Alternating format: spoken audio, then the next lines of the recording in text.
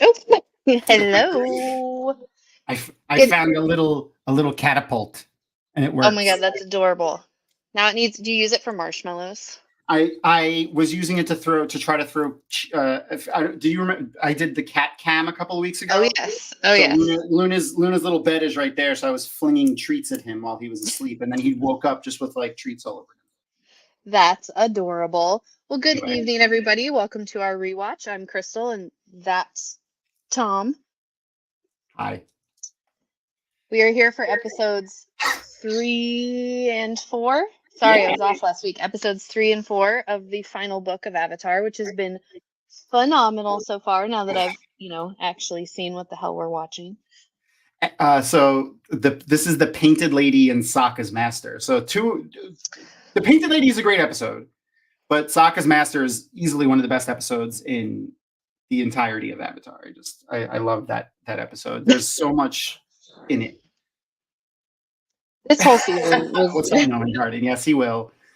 I mean, like he'll only not really though, because I give him so many because like he's thin and he's old, so he needs to eat a lot, and the treats are like nutritious. So like I just give them to him all the time. So he doesn't really fiend for them that often.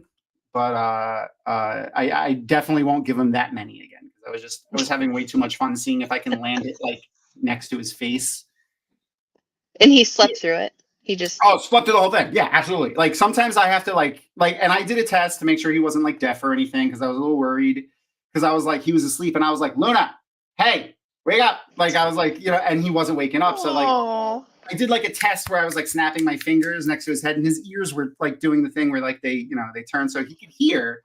He's just a heavy sleeper. Like I could like sometimes if he's asleep, I could slide my hands underneath him and just transplant him around. And like he just like, how old is he? 19. Just a little bit old. Yep. Yeah. Yep. Just a little bit. What is that in cat years? Like 105 or something? Million? Yeah, I don't know. My wife did the like you're at like math for simple math is hard for me. Math that has like complicated, and that's not even complicated. It's like two different numbers or something. But Aaron did it like a while ago. He's like, I don't know, like 90 something or 80 something or something like that. But he's doing great. All his stuff is good. And I don't know if you were there in the beginning last week. Did you? I mentioned about Luther. Yeah, he's doing good. All his numbers are good. He is old. He is very old. He has the hyperthyroidism, Luther, but he's doing good now. His numbers are back to normal, which is nice. And then the new one, Lanfear, she's fine. She's just, the daughter of night, evil incarnate. Yeah. Yep. Anyway. Oh, yeah, no. You know what? I did that. I had a dog that got really fat. He got very chunky in his old age, so we got him light brand food and then got him another food for treats. That's what our vet had suggested that. It's so hard. This is, by the way, this is what Aaron gets to see all day. That's Aaron's desk. That's Luther sleeping on Aaron's desk. No. Yeah. And then, I had to get one with his snaggle fangs in it because they're fantastic. Oh, that's so cute. Yeah. No. Anyway, we have with us today a lovely human being, someone who I haven't seen in a long time, but he was like, I want to say one of the first people I met in the like content creator community ever. Okay. I want to say like one of the first people I was exposed to. And it like ruined me for other people because he's so fun. Even though like everyone else I've met is fantastic, Seth was a ton of fun and we love him very much. So without further ado, look, here comes an awesome guest. What's up? Oh, whoa. Oh, I'm muted. Sorry about that. I had my mic muted before. That's awesome. That's always going to be a great intro that's going to get your guests giggling. It still makes us laugh, so. Yeah, I was editing a podcast and they had me play that for something, and I was like, I kind of like that horn. That sounds like I'm using it. And then, I was gonna say cats age like Aes Sedai. They get to a certain age and they just stay that age until it's unfortunately time for their time. Yeah. But like, I really do feel like cats, man, they can just live for a long, long time, just happy. There's I want to say he's Japanese, a Japanese scientist. There was an article last week. He came out with a new treatment for cats that can extend their life for like into like the late 20s, early 30s or something like that. Oh wow. What? Wow. It's brand new. It's, oh man, I forgot what it was called. It basically the thing that kills most cats is kidney failure, stuff with kidneys. Mm. And this cures kidney disease. It makes cats like pretty much just have perfect kidneys for their whole life. And it's even cured. It's better in cats that have very little wrong with their kidneys, but then it has actually cured late stage kidney disease in cats. And cats that they've experimented on and given it to have lived into their late 20s. So like, Wow. It's experimental, but they're thinking about bringing it out soon. What's up, Arosa? Hey, I know a lot of cats and a lot of friends' cats who have gotten to the point where they've just kidney failure is almost always what the problem is at the end. That's just a common thing with cats. That just they stop absorbing water, and then like they stop drinking, and then that's all you can do. That's pretty much it. That's pretty much it. Yeah. But if this gets approved, that would be pretty amazing. It's one shot. It's relatively inexpensive to make, so hopefully, the U.S. drug companies don't try to gouge it. Stop hyping me up. I want my cat to live forever. I know. We just had a scare. He came home. He had gotten bit on the butt. So we let him out during the day. He comes home at night. But he had gotten attacked by another cat and had 4 severe bites on his butt and was like swelling. So we had to get him to the vet, and he got antibiotics, and they had to put a drain in, and it was oh my god. Yeah, he got pretty badly attacked. So, but he's healing now. He's about a week out from the attack, and he's doing much better.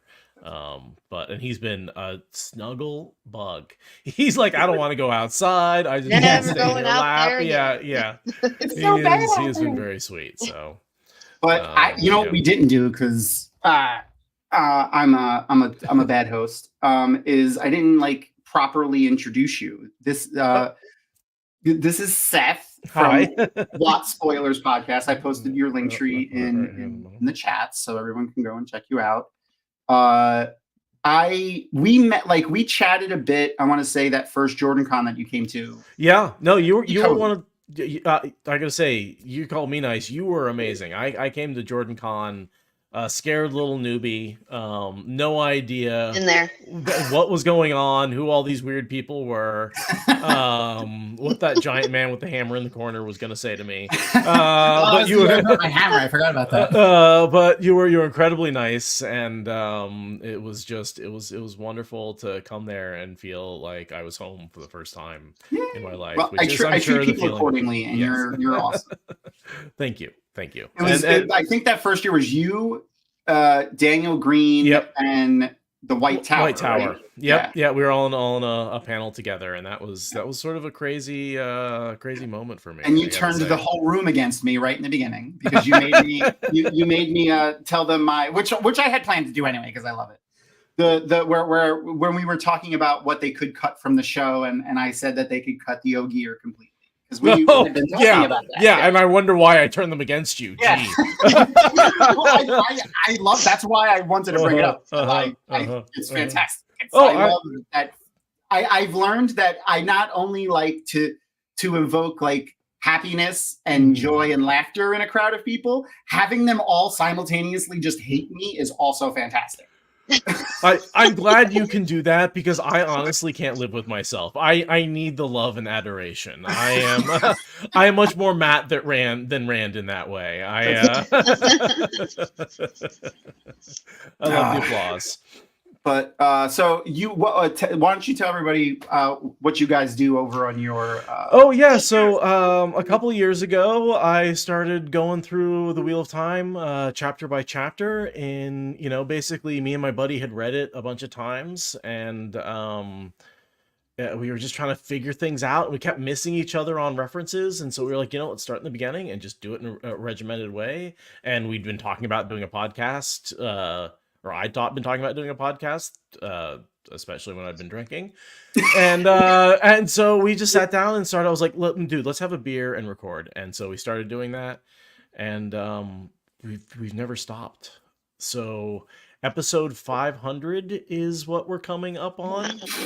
And we are in the second half of Knife of Dreams, so the Jordan Lanch, if you want to call it that, where he's wrapping up all of those plot lines that have been sort of in fallow during the slog, and they're all coming together, and File's getting rescued, and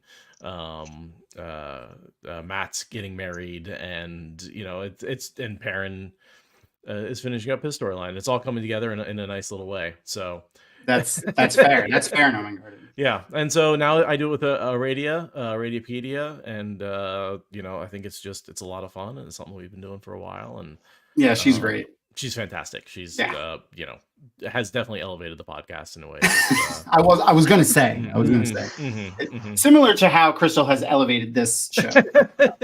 Well, sometimes you start something and you realize it really needs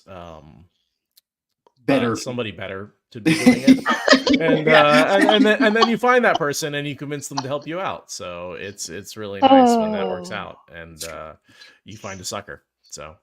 And someone who knows how to deal with mentally spicy children. I have no mental. I'm fine. So how did you discover Wheel of Time, like, in the first place? Was that just like I'm at the bookstore and that book cover looks great, I really want to know why? Honestly, you're pretty goddamn close. Okay. I was at the bookstore, and my mother was basically so sick of buying me a new book every single day and me finishing it before she had a chance to get home from the bookstore. And she basically went up to the clerk and said, "What's the thickest book you've got?" He likes Boxcar Children, and just a litany of what was I reading at that point? Dragonlance. I had read all the Dragonlance at that point, right? Wow. And so she's like, anything with dragons in it, and of course, the Dragon Reborn was out at that point. So, and those are thick, and so I don't know how I was. That was probably 96. So when I first started reading them, and then I've just been on the reread cycle, right? Fires? Every time a new book. What? The Fires? I think it was actually Lord of Chaos was out at that point, and I was waiting on number 7. If that's not a parody, someone needs to make it a parody. He likes his thick books, and I cannot lie. It's true. And then I've always reread them when they've come out, and then at one point I was moving from Virginia to Oregon, and I started listening to the audiobooks on the drive, and I pretty much haven't stopped since. And so I don't know how many times I've been through the series, but it's too many. It's too many. Yeah. And then when I worked at I worked for New York State for a while, and when I first worked there, I was on the bulkheading crew. So I worked on boats and shit. But then when we wouldn't have a specific job, or where we'd run out of material or whatever, waiting for budgets or whatever, because it was for the state, they would give us out to other crews. And when I first started, no one wanted to cut grass because the property was huge. Like you would start cutting grass on Monday, and you would finish the field that you would cut on Friday, and then you would start over again, because that's how big the field was. It reminds me of those robots in the museum that have to scrape oil closer, and they're constantly going around, and it's always they just can never stop, or else it's gonna break. Yeah. I would just listen to audiobooks. So I listened to Wheel of Time over and over and over and over and over again when I was walking around, because it's the only audiobook I had on my iPod, because that's what I was using. And that's where I love Michael Kramer and Kate Redding. They're the sweetest people in the world. They're at WotCon. you know, I'll take a little credit for introducing them to the Wheel of Time community. 'Cause Yeah, they were yours first. Yeah, I got them man. to come on through Zoom, but I got them to Yeah. come to my con, and they were like, "Oh, we didn't know there was a fan base out there," and I was like, "Oh, you're Yes, about to there find is. out." And then and that rolled into them coming to WotCon, I think, eventually, and just. And now they love it. And now they love it. But that they introduced love them us. to the community. So, and so, and it was a real pleasure, right? Yeah, and they're I still awesome. get to go hug Kate Redding, and she'll like call my name and wave at me from across the room, and it's like the closest thing to really being starstruck that I've ever been in my life. So, yeah. I know the feeling. the first time, like after I had met Maria back in the day, like, and then she recognized my wife. It was my wife who she recognized. I'll admit that. She was like, "Erin, oh, Thom," and I was like,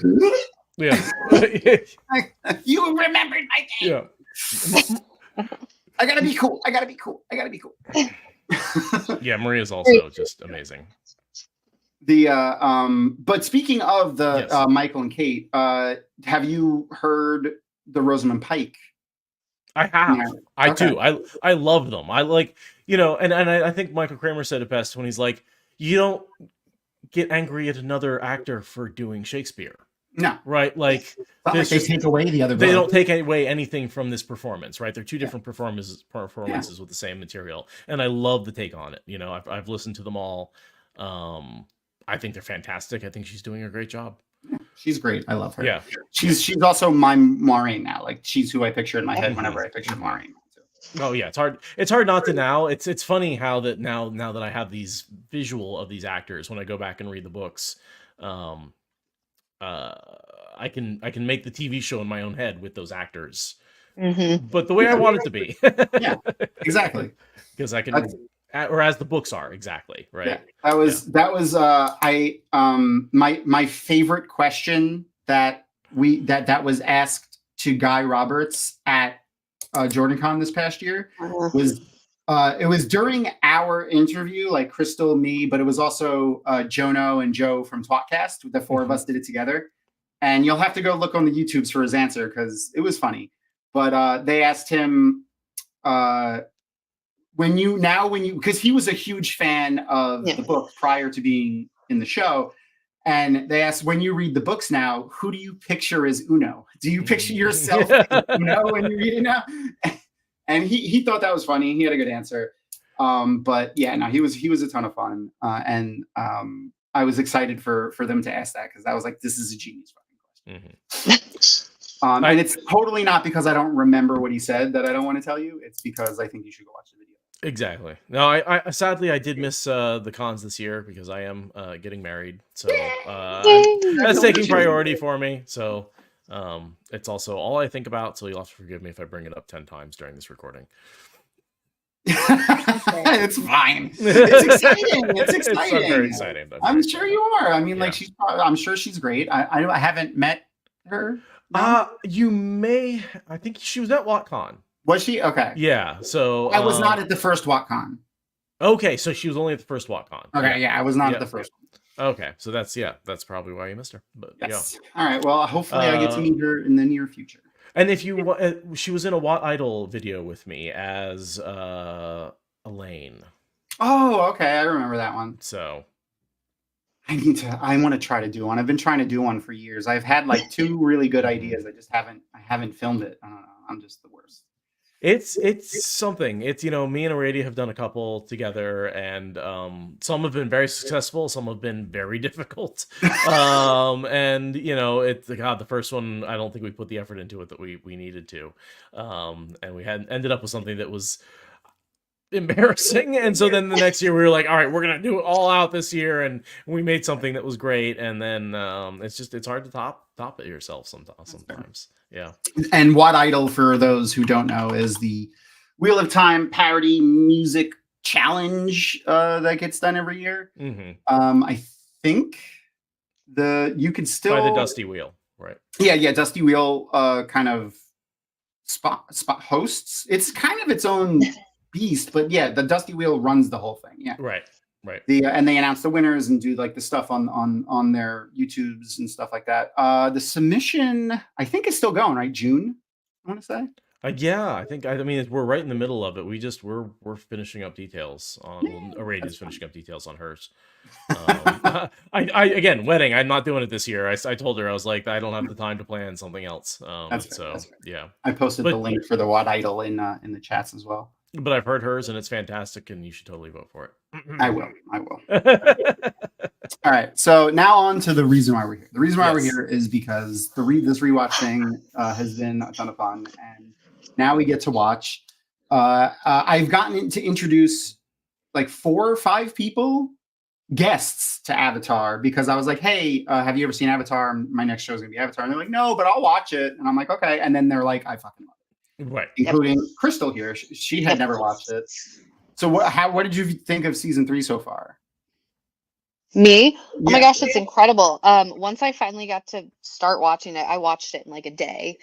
So I'm currently rewatching it as we rewatch it, and I'm on oh gosh, like episode 9. The blood bending was absolutely incredible. I think it's tonight. Where I just like really hit the point where I just love Sokka now. Like I've still always kind of had like, he's annoyed me and he's been a little bit of a bro for most of the series, and like he's had his redeeming moments, like when he was drawing the last posters of Appa. Like I loved that.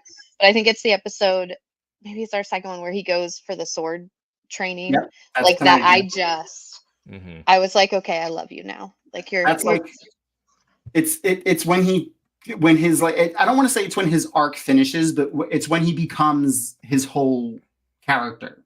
I mean, I got teary. The image of him like he was sitting like on the ledge and they're all behind him, and he was talking about how he wasn't enough. Like I teared up, and Sokka has yet to make me cry the whole show. So he's the writing in the show is just like that, and that's how I got most of like one of my author friends who watched it. She's been a guest a couple of times. Christina Gould, or Gruel, sorry. She was like, I don't really like animated shows. Like, I don't watch a lot of animated shows. I don't like anime, blah, blah, blah. And I'm like, trust me, this show is a masterclass in writing. Just in writing. Character arcs, character development, side characters, redemption arcs, like all kinds of stuff. So I mean, it's why I agreed to just watch it, see book 2 live, because I was like, I don't like animated shows. I don't care. Like, I'm not gonna give a shit. And then I was tortured for a solid however many months that we watched that. But yeah, I want to finish our rewatch, I think, before I go into Legend of Korra. I don't know. Yeah, I'll see if I can sit down. That's a good way to do it. It's a very different feeling. Like the show is just a different feel than Avatar. I loved Legend of Korra. I love the characters, and the story is really cool. I also love the setting of like 1920s like zoot suit type of speakeasy type of setting that they have, and also kind of a little steampunkish-y.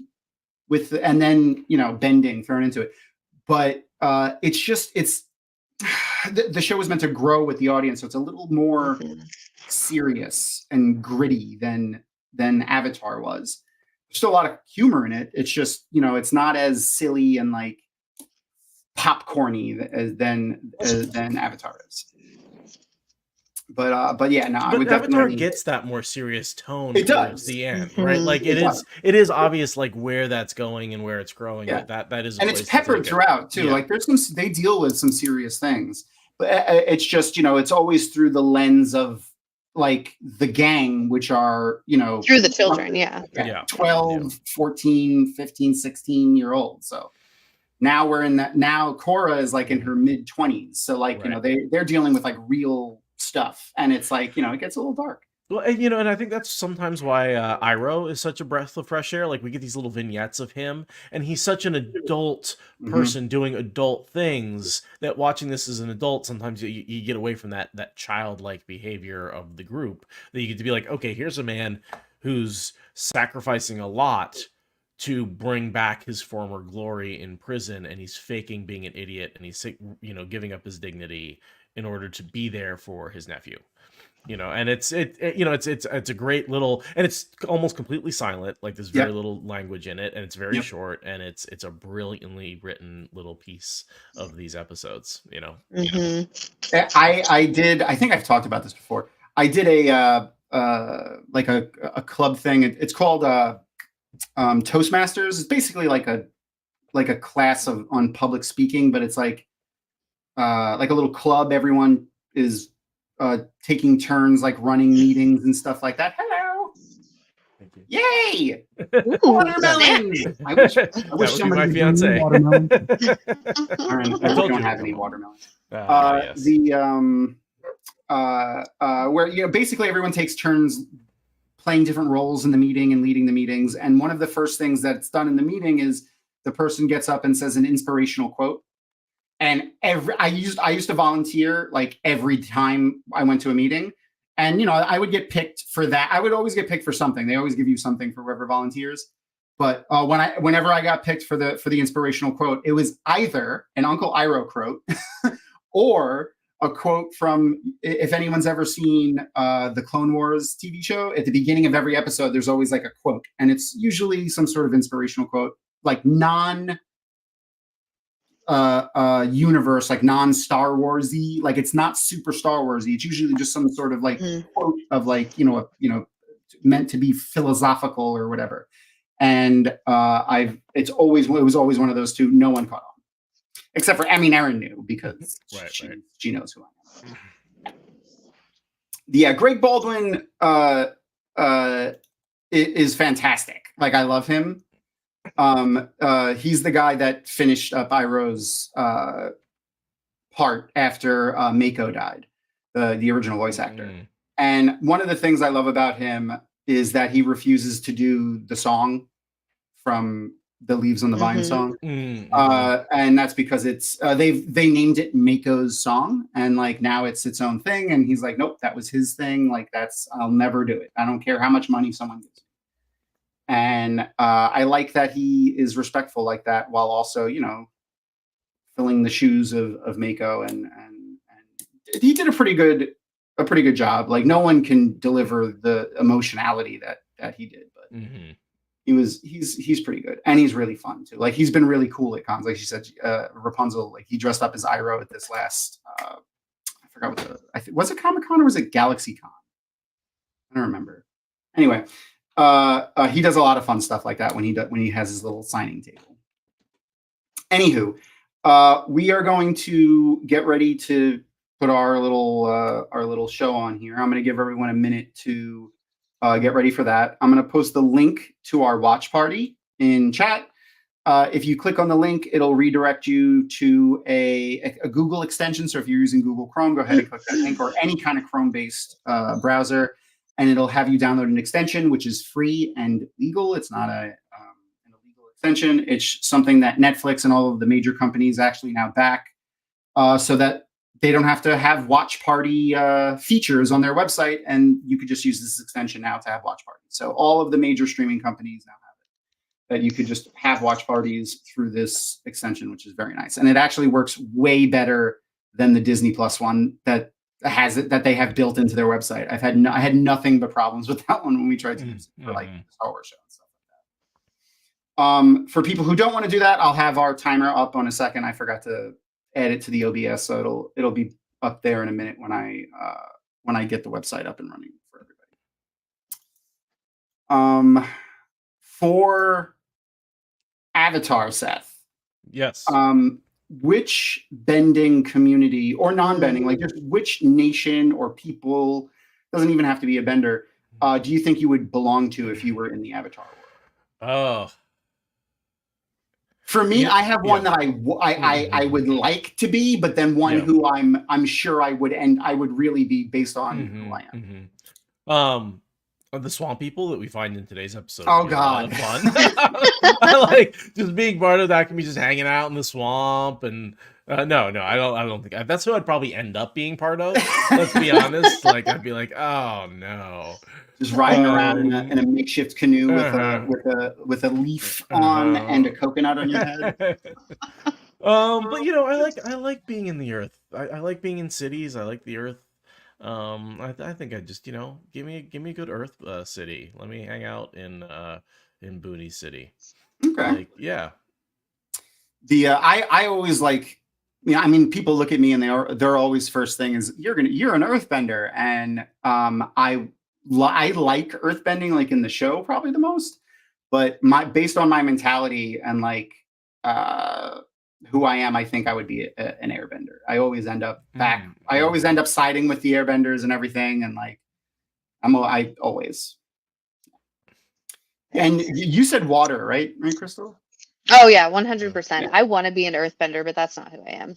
I would 100% be water. And especially like this episode we're about to watch, I was like, yeah, no, that I could see myself in Katara. It was also the most that she's reminded me of Nynaeve in tonight's episode too. I was getting very heavy Nynaeve vibes from tonight's episode. She's like definitely the group mom / healer, so definitely Nynaeve. Yeah. Whereas I definitely go with the stubborn. I do what I want. Earthbending. I'm gonna plant my feet and hold my ground. I feel like I want to be able to throw stone fists. Like that's probably one of my favorite things. Or when they create the armor. Yeah, that's incredible. That's incredible. That is incredible. I just don't want to have to dig holes anymore, right? Like I hate that. That would be fantastic. Just like hole. You need to put in the garden. You'd be like freaking the best like line worker in the world. Like people like every utility company would want to hire you. Like they don't have to rent machinery out anymore. They don't have to.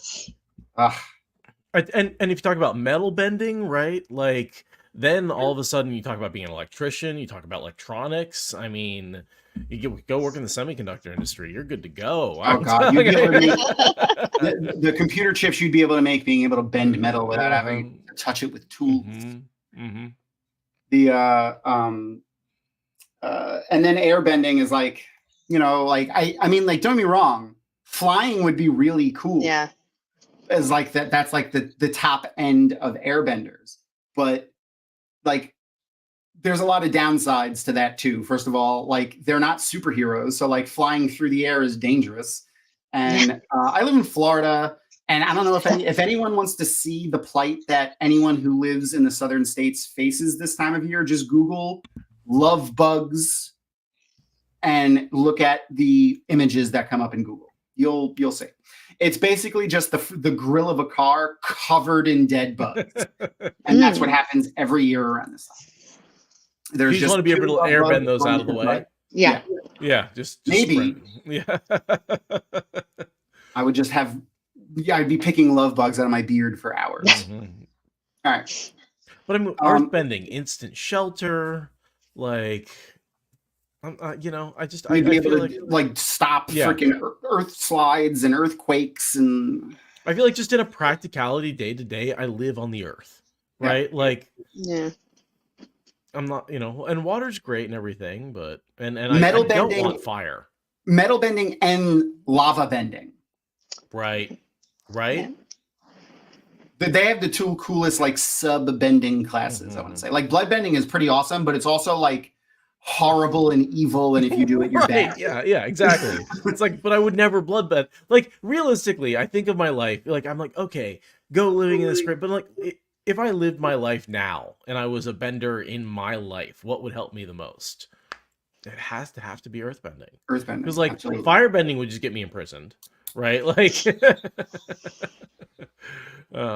there's no like it's impractical to just sit there and like heat something all day, and also like that's not useful anymore. Maybe if we needed blacksmiths and stuff still, you'd be the best forger, but like, and then the best thing after that is what you could power an electronic, like an energy substation with your lightning bending, and that's pretty much it. That's pretty much it. And you really need a whole like community of people to do that, or some, Angreal to amplify the power. But we don't have that in this world. So All right.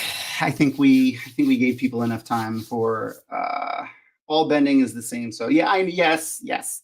That's that. Oh yeah, that would be interesting. Welding too, because I guess you could bend fire and earth working together to weld thing to make like metal. Oh, that would be.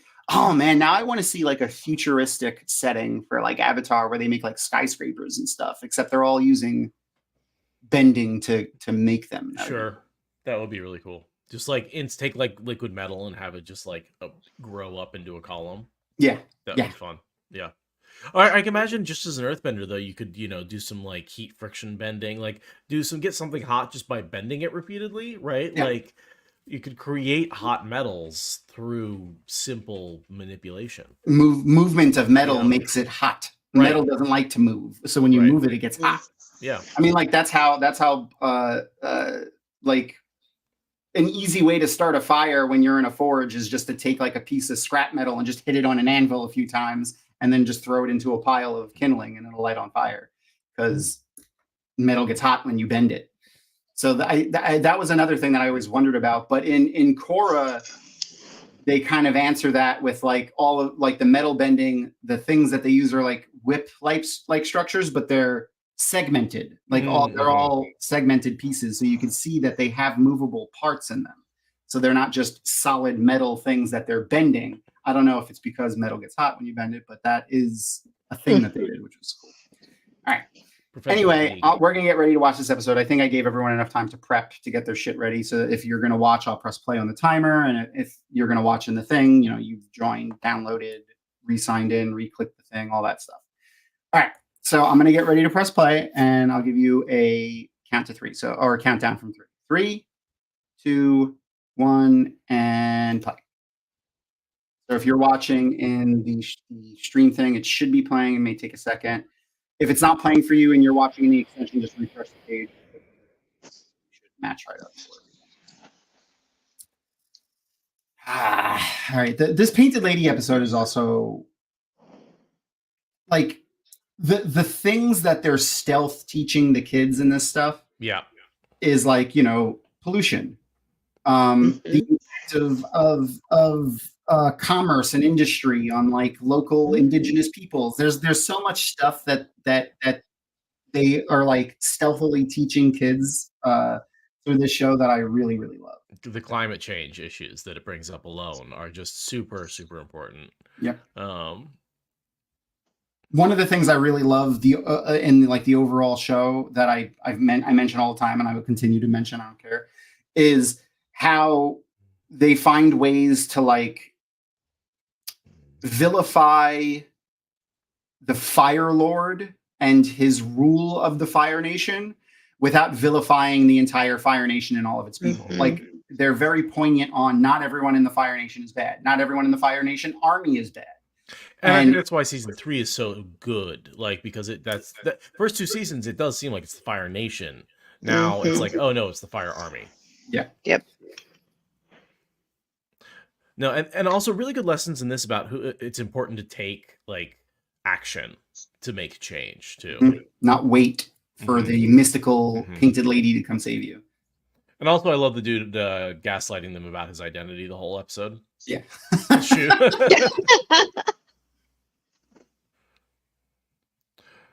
Honestly, like, this is really getting back to its Captain Planet roots. Yes. Yes. Oh, God. His dad jokes are fantastic. Yeah. But the person who wins the award for comedy in the show is 100% Tough. Oh yeah. She always has the last word. Like Sokka comes up with the premise and Toph, spikes it home. She has the best jokes too. Like when the episode that Krista was talking about before, when he was doing the pictures of Appa, they look terrible. Yeah. And she's like, looks great to me. And then Sokka starts out like, oh my God, thank you so much. Wait, why do you do this? Like, she's blind, she can't see them. Like, it looks great to me, Sokka. Like, I fucking love her so much. Oh, God. we still haven't gotten to my favorite episode with her, but you've now seen it. It's taken for Crystal. It's taken a lot of effort for me not to refer to Toph as the Melon Lord since she was introduced in season 2. Yeah. So I'm so glad you've seen that episode now. Yep. And I've not been able to wear my shirt that says "All Hail the Melon Lord" on it because you wouldn't understand it. Well, it also has her face on it, so I didn't want to give that away. I was watching these earlier tonight with my 2.5-year-old, and it was the part coming up where Aang is chasing the painted lady across. My son kept going, "Why Katara running from Aang? Katara running away?" I thought it was really cute that like even he knew like that it was her. And that was, I really liked how they handled it too. Like she gets kind of caught for lying, but they kind of talk about that like moral gray area without talking about, you know, the moral gray area. Yeah. And like they he really wanted to help people. They make this debate really clear of like, you know, can you help every little person, or is it more efficient to go to make a systematic change and try and change things from the top, or do you change things from the bottom? And like which is more effective? And because they're trying to do both here. Yeah, I think when it comes down to it, the thing that they push across, or at least what I got from it, was like opportunity. Like if you happen upon a village like this, you stop and help. But you don't go out looking for every single village to help individually right off the bat. You go and solve the problem, and then you go out and help. But like, you know, you're traveling, you stop and help. You don't ever avoid, you know, the issues as they come up. That was what I got from this as you know, watching it. It seems to be if everyone helps the people around them, then we can bring each other up, right? Like, so you never want to walk away from something like that. But soccer really is focused on the overall, and with the plan and everything, That's why they're we have to wake up 43 minutes earlier. We're gonna stay on track. And by the way, this food is gross, man. Oh, I know. That's exactly what I was just thinking. I would not eat that if you. No, I would starve. I would go eat some grass or something. I don't know. The poisoning is bad. Yeah. The village seems wonderful. Do you guys ever play Myst, the old video game? My god, yes. Yeah. It reminds me of one of the worlds. Yeah, where the trees going up and in the swamp. There was a really cool use of bending like that you may not think of in certain instances. Purifying water. You know, hazardous minerals out of water with earth bending. Like that's.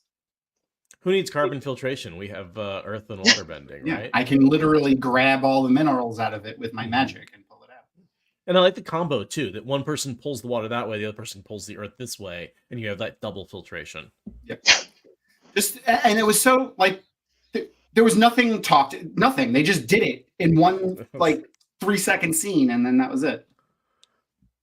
I love soccer. We can eat and poop at the same time. That's wonderful. Never was watching with me. I was watching this earlier, and she just went ew, just the same time the characters did. It was great.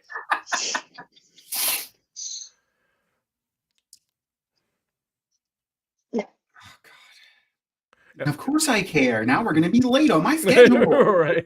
Sokka would definitely have spreadsheets for everything if he had.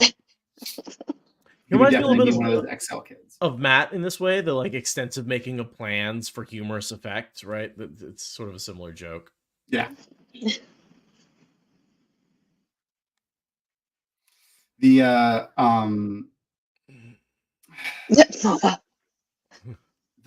position, Sokka's position has always been like kind of like almost like Captain America's position in like the Avengers. I always think of him because he's like, again, the least powerful out of the group. Yeah. But also like, I think that gives him a certain perspective that makes him a better leader of the group. Yeah. The character that comes to mind, but is not nearly as well done, is Xander from Buffy. Is that he's like he's the only one who's completely unpowered, and yet he often makes the plans and is the also the humorous relief in that show. It's hard not to see. And then I kind of see his later episode as a little bit like the Zamboni. Oh yeah. You know, and I did like that they actually said that like they never kind of like focus on that in the animated series where like they talk about his ingenuity and his innovations for things, which he does a lot of. But in the live action show, like the guy, I forgot his name, the inventor that is living in the air temple, and like his son is in the wheelchair, but they fly around in the gliders. That guy calls him an engineer. He's like, "You're an engineer, son." Like I loved that was in there, but they don't like specifically focus on that or ever even really refer to him as that in the animated series. Also, Sokka, who wants the two-headed fish? I don't eat the heads of the fish. Why would I want two heads? Yeah, it doesn't. Come on, Sokka. Well, fish head is a delicacy in some Asian cultures. Okay. I've never been able to do it. Like I can't eat a face. I just can't do it. I've tried. I can't do it. My husband ate an eyeball one time. We were at a it's called El Salvadorino, so Salvadoran food, and they brought him. He didn't know this, the whole fish, and he felt very pressured to eat the eye because the guy was like, "No, you start here," and you eat, and was explaining it, and so he ate the eyeball, and I tried not to throw up from across the table. I knew that was coming. I enjoy a whole fish, but I will not eat the head part of it. No. Like it's fine if it's cooked whole, and I will start at the neck and work my way back. It's delicious, but I'm not eating the head. Yeah. I could see that for stock. Yeah, okay. Yeah, stock is delicious. Same, Aaron. I could barely sit there while he did it. But I mean, it's this episode makes me absolutely gag at the thought of seafood right now, right? Just the way there's like the goop dripping out of it's very slimy. It's very slimy. I keep remembering Blinky from The Simpsons, the three-eyed fish from The Simpsons. God, yeah. The knife goes in, the knife comes out. That's what it... Also an interesting debate between, how do you help people, right? Does giving help make them dependent? Or, are you actually aiding people, right? Is that like, do they, a lot of times people do need a hand up, right? And we see that, like, how do you get people away from being homelessness? You give them a home. Like that seems to be what works, Oh, gee. Who would have thought? Right. And it's like, you're making them dependent on having a home. Aren't we all? So like that's they all play an interesting role in those debates when they have them. And that's another thing, like Rapunzel said earlier, that stealth teaching is my favorite kind. Yes, it is very great. Yeah. No, and I really like the way they approach it in this episode, because it's not preachy, it's not taking a side. It's really like these are questions that are hard to struggle with. It's like, how do you help people who you feels like you can help, but like, are you? And they do it in a 24-minute children's show. Yeah. While still being an awesome show, like a great show, and not being heavy-handed. Yeah, it's not at all. And I love this Ang. I just want to be friends. Come back. Come back. This is my dog every time we're at the dog park, just trying to like run up to the other dogs. Wait, I want to be friends. Barking at them. They're like, what? I was like, what are you talking about? Oh, the part when they eat the snakes and the monkey brains. Slamming into the pole. Fantastic. Just good physical comedy in the middle of like a tense chase. And that was one of the things I was talking about with the live action, which was when I started. Well, I watched the live action, the first 3 episodes before we started watching book 2, like when we first started watching it. And then I went back and rewatched it while we were watching the show. And I appreciated it more because I realized why it felt a little bit more serious. And it was because they couldn't do that kind of slapstick comedy. Because it's a live action show. Yeah, they're human. Like, you can't just... Sokka's head can't grow 5 sizes, and his eyes can't roll out of his head.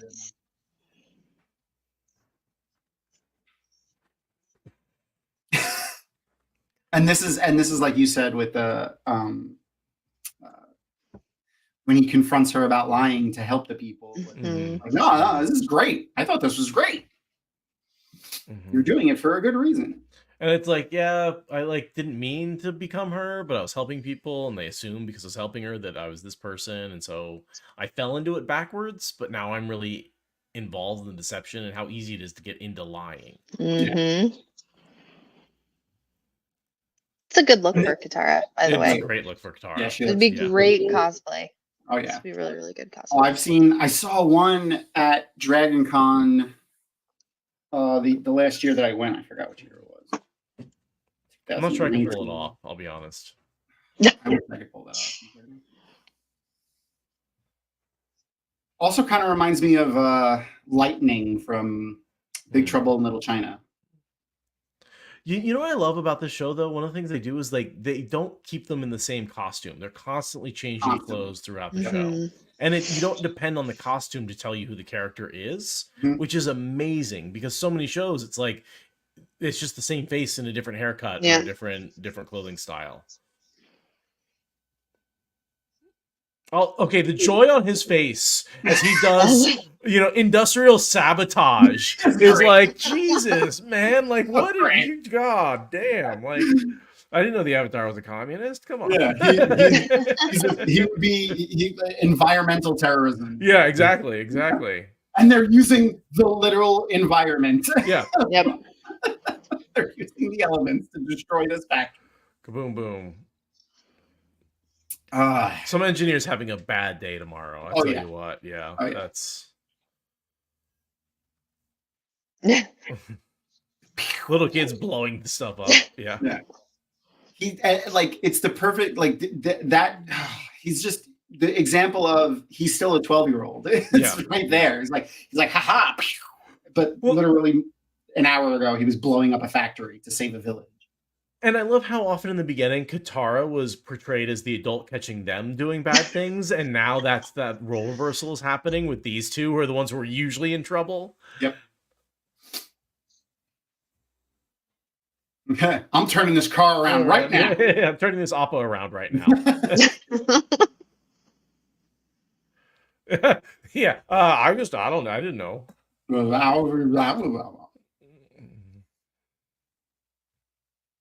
Oh, he's got a scar on his face. You know he's a badass. Yeah, well.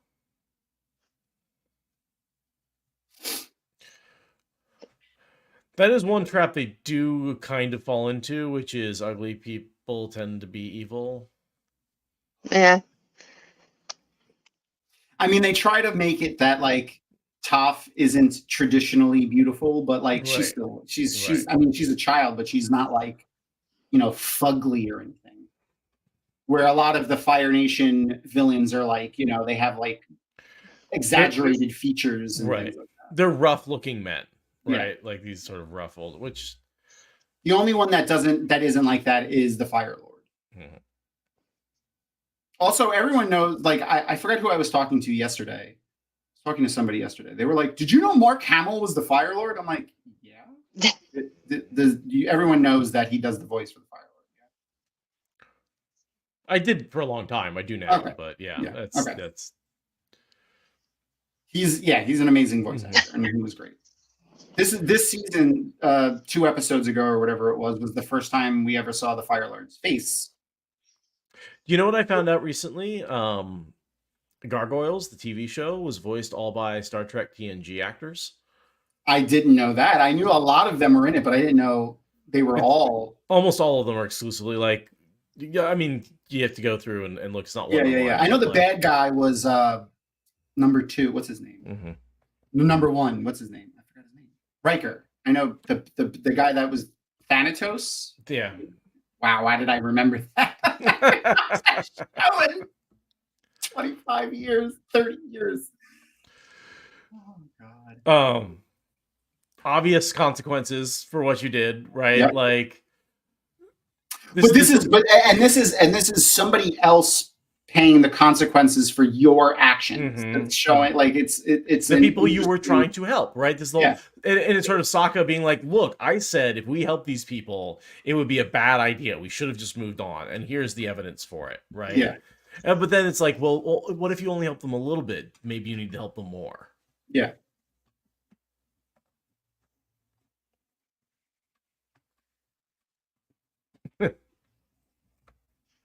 I love the when they play with like the supernatural in this, when they play around with like, stuff like this. They do it a lot. They've done like these theatrics a couple of times. Okay, creepy kid. She's coming. Can you imagine? Like, no, thank you. I was one of those fire guys. I would have been gone already. If I was one of those, I would already have left.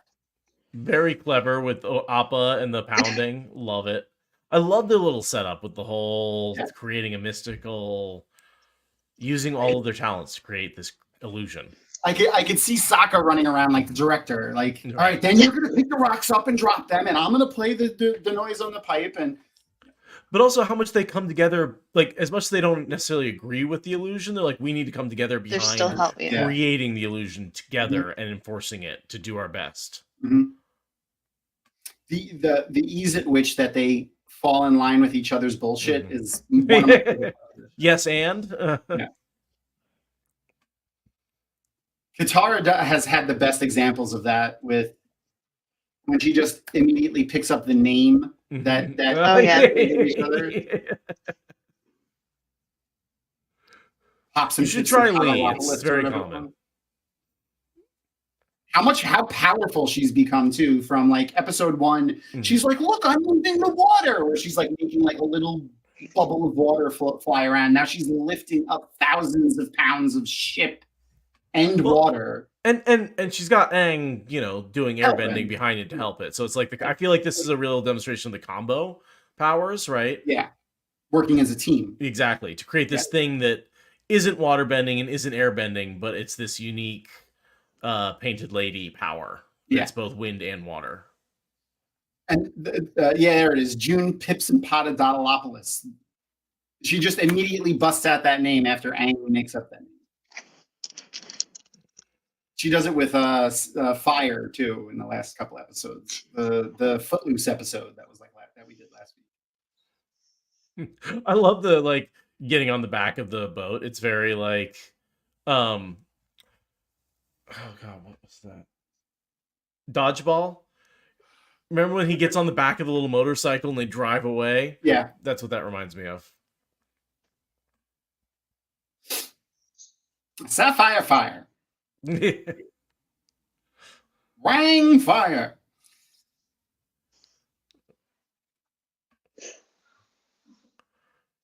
This guy was hilarious. Oh yeah.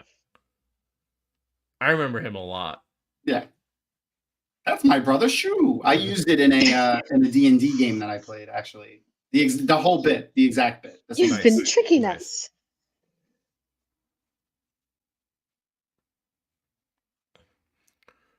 Which I do like that they're not that dumb. They're like, yeah, that's just waterbending. Like, we recognize that. Like, yeah.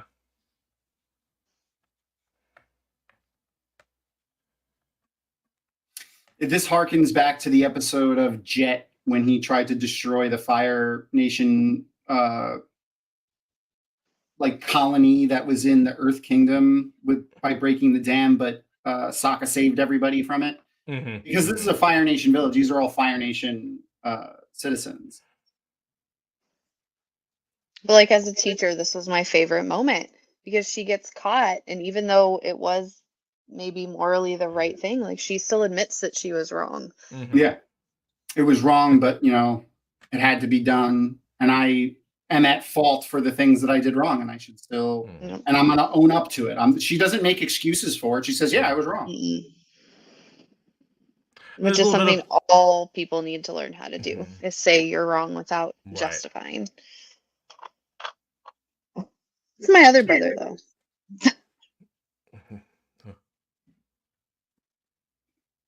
Katara, not a word about it. Like Sokka's like, "Oh God, this again," and Katara just rolls right with it. No problem. I'm gonna roll with it. And I love the end where they just confirm it. They're like, like you could have had some deniability. No, not at that last bit. No, he just literally took the hat off.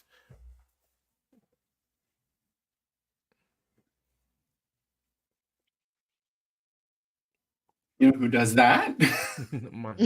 He's crazy. That's such a good line. Such a good line.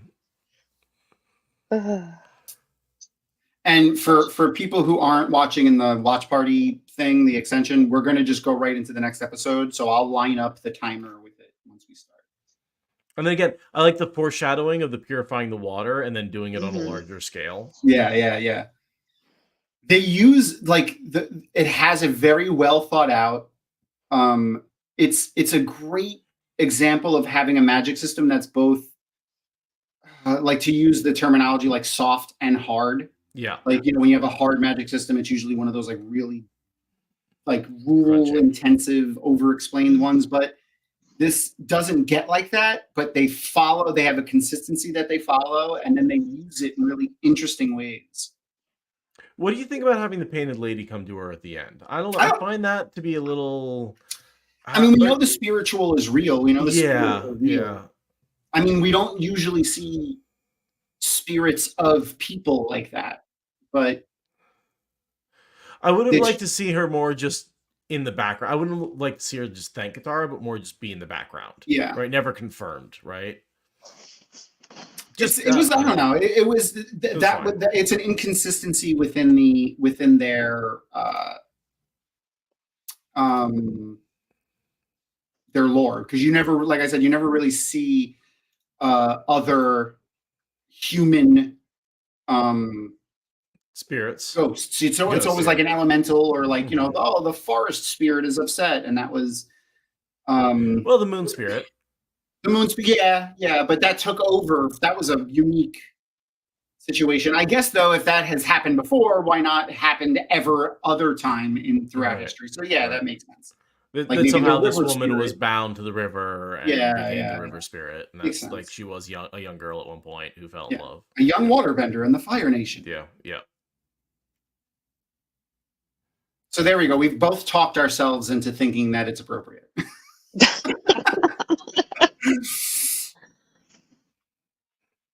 Also, I was not prepared for like jacked Uncle Iroh. I know, right? Love jacked Uncle Iroh. Not at all. My favorite.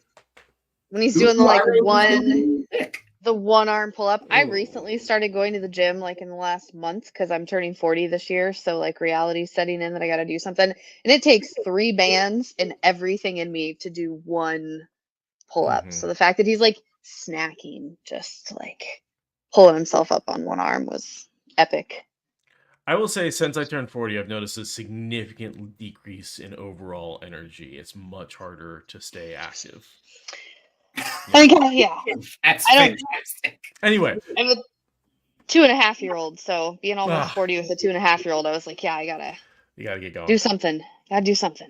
I haven't done a pull-up in a year. It's embarrassing, but it's my goal. By the end of summer, I want to be able to do without all the like bands. That's embarrassing. That's a great, one pull-up. It's an attainable goal, and that's a good goal to have. There's a lot that goes into being able to do that. 0 measurable upper body strength, and at all. So we'll see.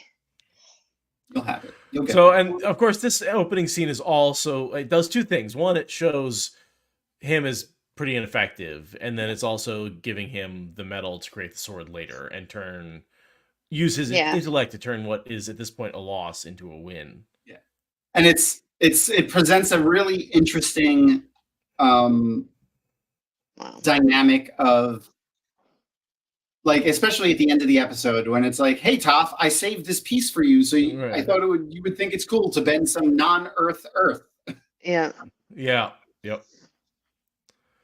Oh, and I love how in this beginning they're like, hey, your goal is just to get out of the way, please, like you're just causing trouble. Oh jeez. But like, science, Earth is the same everywhere. The bits are the same anywhere. The minerals are the same all over the place. So like, it's just another interesting little part of the space magic system and the world and the universe and actual science. That's just interesting. Oh yeah, and this deception is so clever. Mm-hmm. Just the way they dismiss him. It's when Yoda drops his cane in episode 2. Mm-hmm. It's Kaiser Sose straightening his foot out and going for a walk. Yep. Just a little less sinister. Or wait, what was that stupid beer Beer Fest We're not that drunk. They're not that drunk. Yeah, this is it. This is what made me cry. Poor Sokka. Oh yeah. Yeah. Oh my she has another. Toph has another good one here. I can't read. Yeah, we missed the one in the beginning where she's like, "It's the most spectacular thing I've never seen." Or Yeah. Yeah. Well, no, this is nothing like you've never seen before. Yeah, that's right. I can't read at all. Never seen one thing. I've never seen them all. Yeah.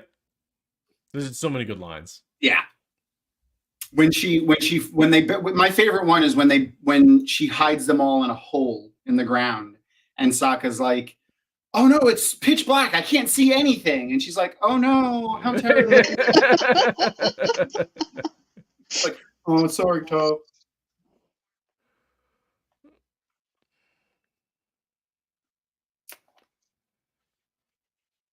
Oh God.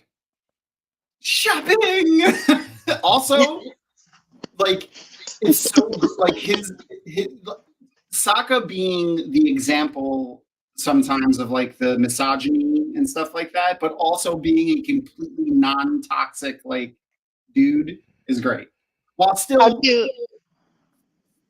you feel about the Sokka in the live action? Because I feel like that's a pretty. I respect him more now after having gone back and rewatched it after my initial dislike of him not being as comical. Okay. But I like it. I just think there's a loss because he never really goes through that transformation. He kind of starts out there. Mm-hmm. There's a little bit, but he kind of starts out already, for lack of a better term, woke, like on that. Like he's not really misogynistic in any way. And I just think the loss there is having a character go through the growth. Mm-hmm. Like, you know, just they don't have a character that goes through that. Because they did it so well in the animated series. So, and it's something I've thought about recently is like, you know, yeah, to have characters grow, you have to have them start off not necessarily perfect.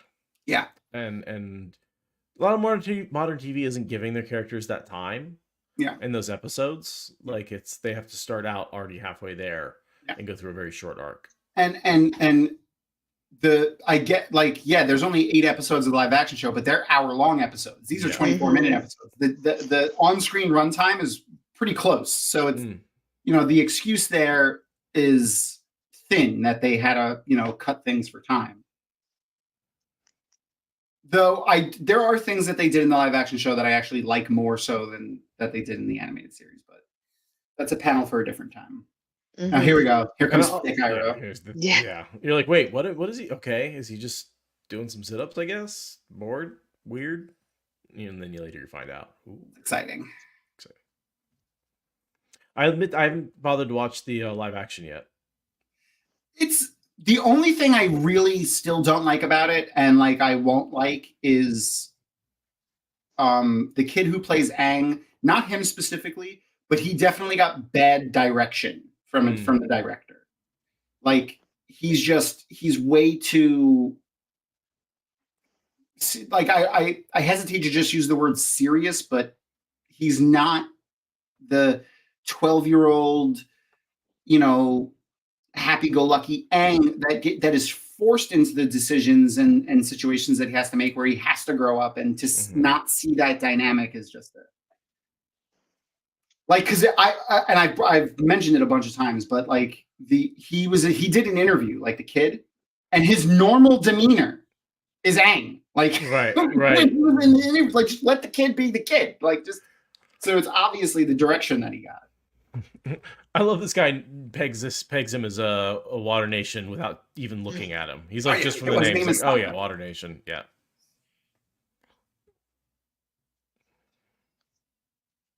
Yeah, and then also like in the beginning, the kid was I mean that's pretty much it. And in the beginning, he had some. It was just bad acting a little in the beginning. But again, he's like, you know, he's a young kid, so I don't really hold that against them.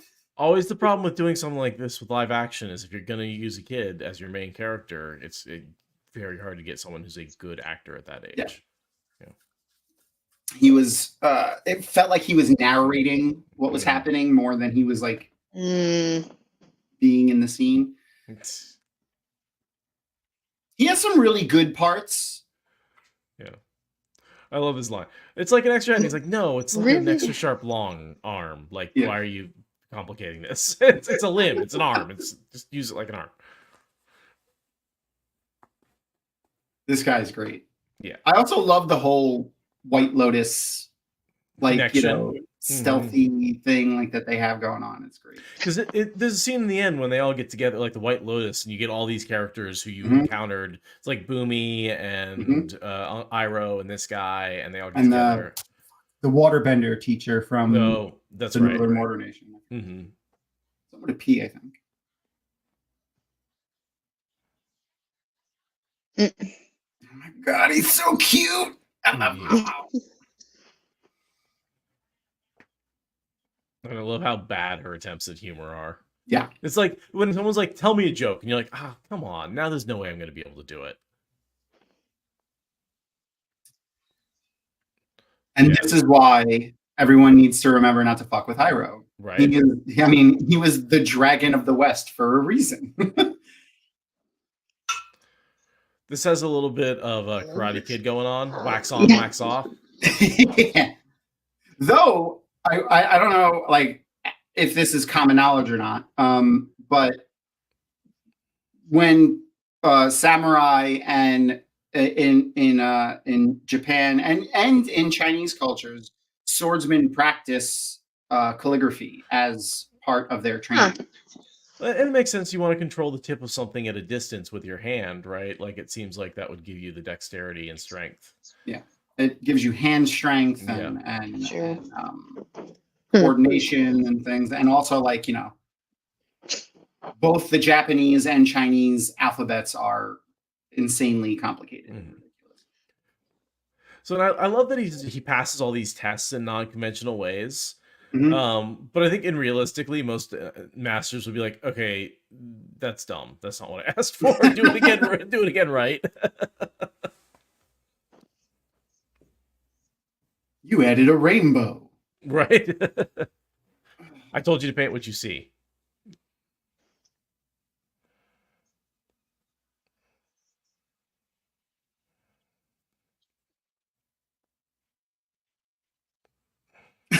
It's very Sokka though. Yeah.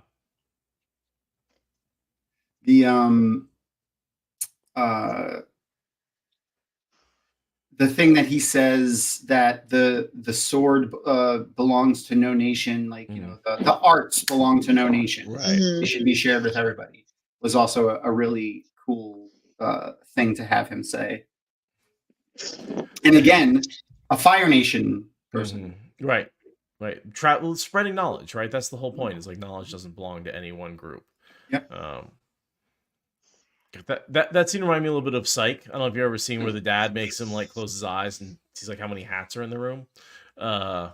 I haven't seen that show in a while. I love that show. Dule Hill is one of my favorite actors.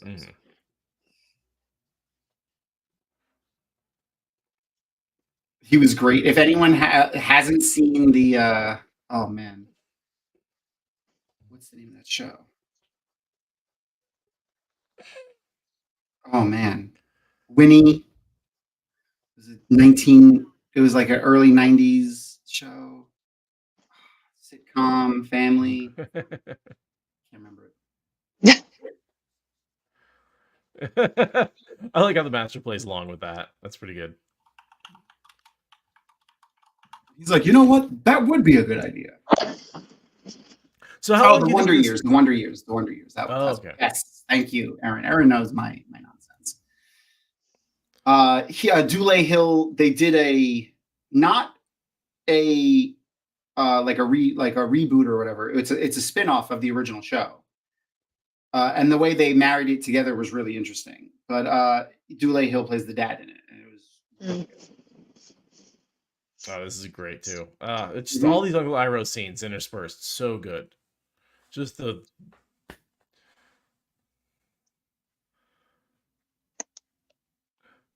And if he's all like sweaty and weird, they're not like, oh, he's been working out. They're like, oh, he's got like weird fever. He's greasy. He's just a crazy person. Yeah.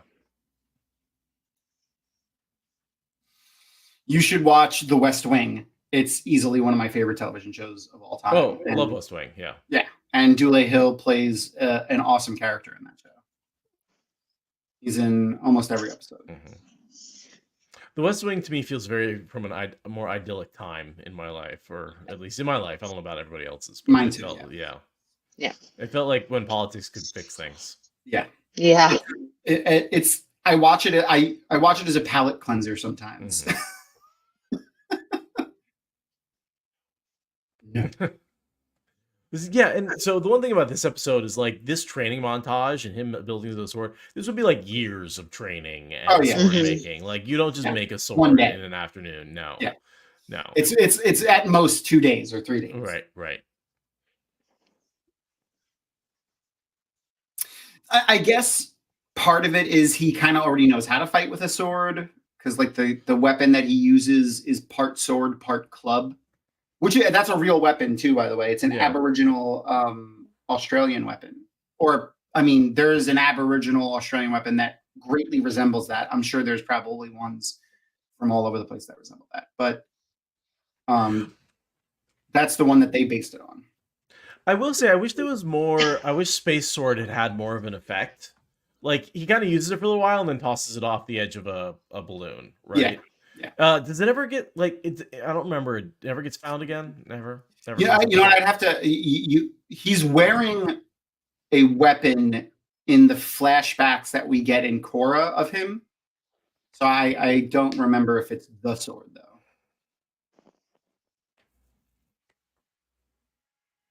That would be a great episode for them to do in the in the new show that they're making. Mm-hmm. Sokka goes and finds his sword. Yeah. Or he like encounters it somewhere randomly and that's Space Sword. Yeah. Like, yes, it was encountered on some, dig in the. It's in a museum somewhere. Mm-hmm. Yeah, because she secretly is in love with him. She's like, found you this. Yeah. Because she'd be able to just, walk around and be able to sense the sword pretty easily. It's a unique metal. She sensed the metal. Unique. Totally. Well, I like this because iron was something that was very hard to make until we could get ovens that were hot enough. And so some of the early sources of iron were meteorites. Yeah, like it really was one of the few places we could get iron that was pure enough to make something like this out of. Yep. So a lot of the Egyptian pharaohs had meteorite daggers and things like that. And, a lot of the early like Iraqi scimitars for like the high ranking people would be made out of meteorite. Because the iron was basically pure enough you could hammer it into shape without you get it hot, but you didn't have to melt it like they're doing here. Yeah. That's just for fun effect. Yeah, that's just fun. That's just the traditional. There's always a pouring the metal into the mold scene in any sword making montage. Weapon, like they did in Lord of the Rings. It's always it's in it. I mean, it's gorgeous. The hot metal pouring through the mold is always a good special effect. They had it. They even had it in Game of Thrones. And it's just nice after Sokka took so many hits in the beginning to have him be praised by an expert and a master. It certainly wasn't your skills that impressed me.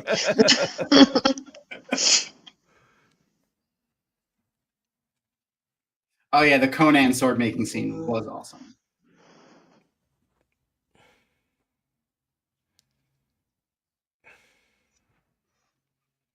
It's like you know what it is? I think it's less that he became a master in one day, and this is just me pulling because you mentioned it. So now it's just me trying to make sense of it. He recognizes who they are immediately. Yeah. So like he's like, oh yes, I'm going to teach this kid everything that I can teach him as quickly as possible because he's going to need it when they go fight Fire Lord in a little while. And then I love that he uses the discovery as an excuse to give him one final actual test with the fighting. Because he's teaching him the skills, but he's never actually done the fight. Yeah.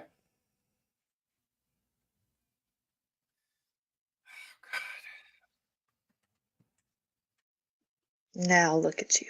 Yeah. He's like, yeah, look at him. He's fucking dangerous as hell. Here we go. Yeah. Drop the pillow. Thick Iroh. Uh-huh. Ah. Huge lats. I would not want to fight that Iroh. No. I would not want to fight any Iroh, to be just frank. But like that one, whew. I mean, first of all, he's a firebender, so no thank you. Right. Yeah. Second of all. That was my stage name for a little while.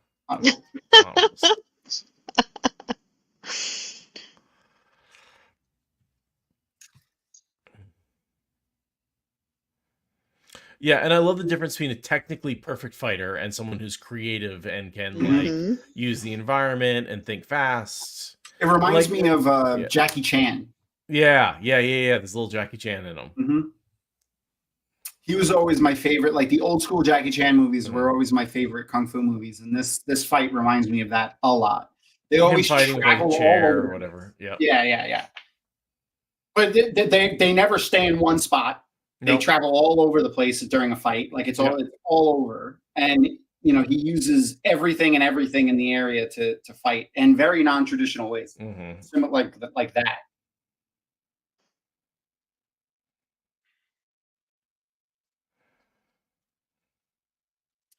Gotta show him cutting the bamboo. Love that. Oh yeah. And it had a pause for a sec. And all of that had a pause. Yep. Oh, here we go. Oh yeah. Using the bamboo to knock it down, creating the obstacles, snapping it around. Use your surrounding. The test is always as much a learning experience as the training. Sokka's pretty gangster, man. The dust in the eyes, yeah.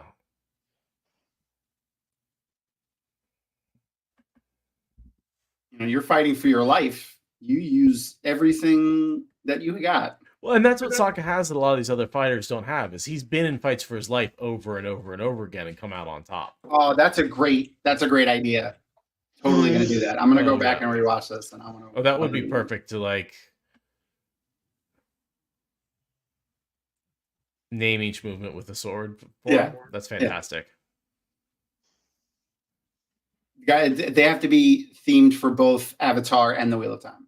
Mm-hmm. That was gangster. That was without eyesight, catching something in the air. Mm-hmm. Of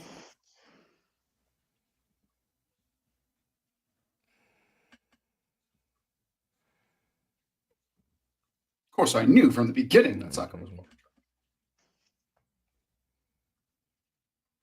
There's a million Lees. Which, by the way, Lee is the one that the fire. Oh God, blanking on names. There was a guy named Lee earlier. Yeah, but it's also the fake name the other guy uses. Zuko. Oh yeah, right. Yeah. He's from the Fire Nation, so that makes sense.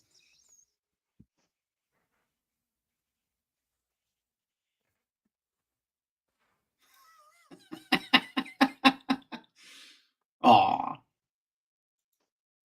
Yeah.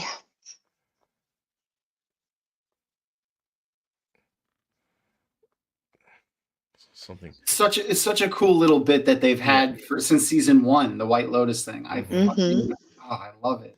Well, and then the callback with Uncle Iroh also doing his workout thing, and then him being part of the White Lotus. Yeah, I love that.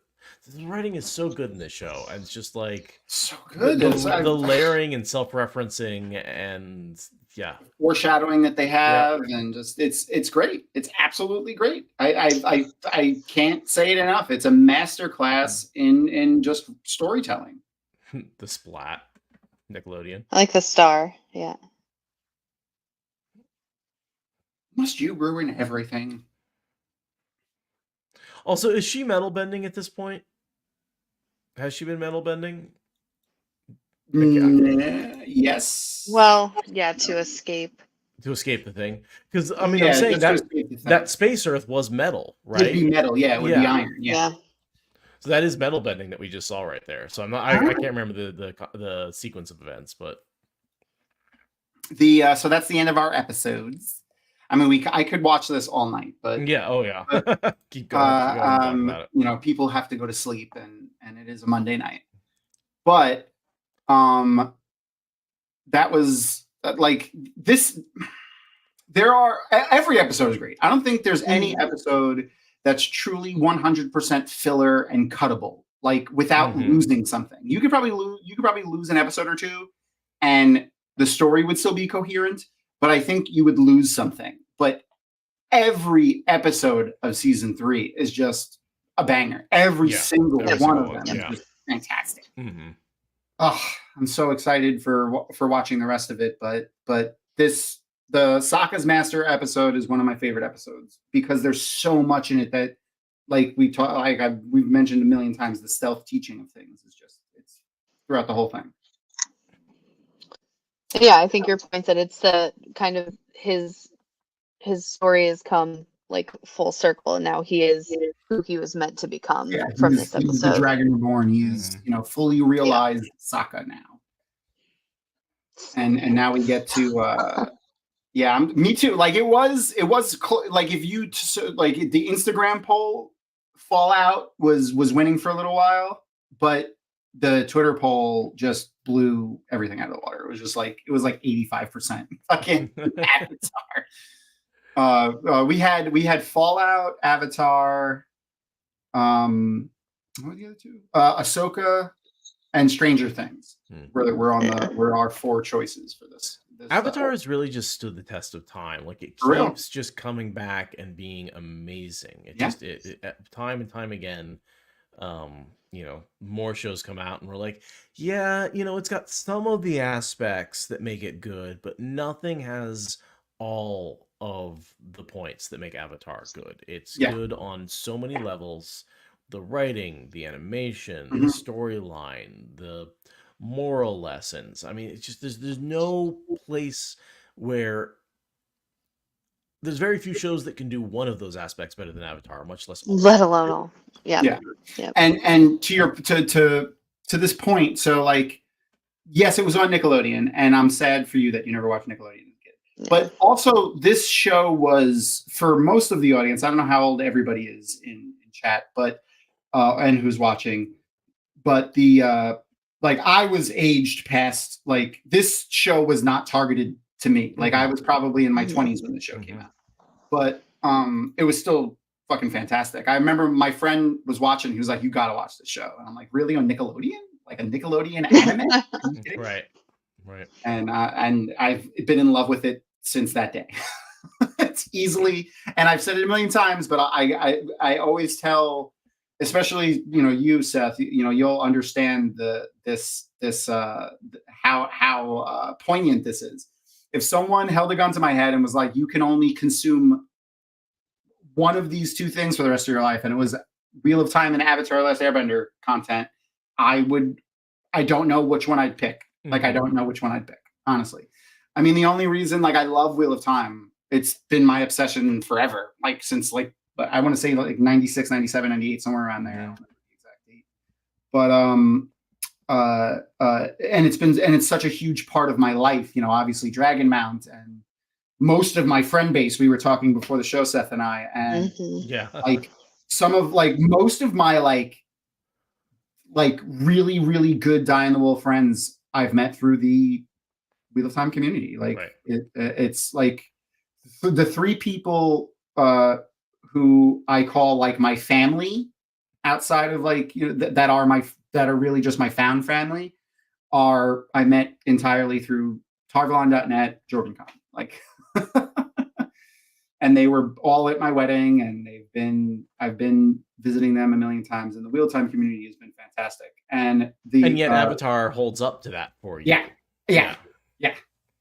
And it's just and it's just because of how good it is, because it's like I don't have any other part of it other than I've read a couple of the graphic novels and stuff like that, but the show is all I really had from that. I've never been in like a community of Avatar fans or anything like that. It's just so good.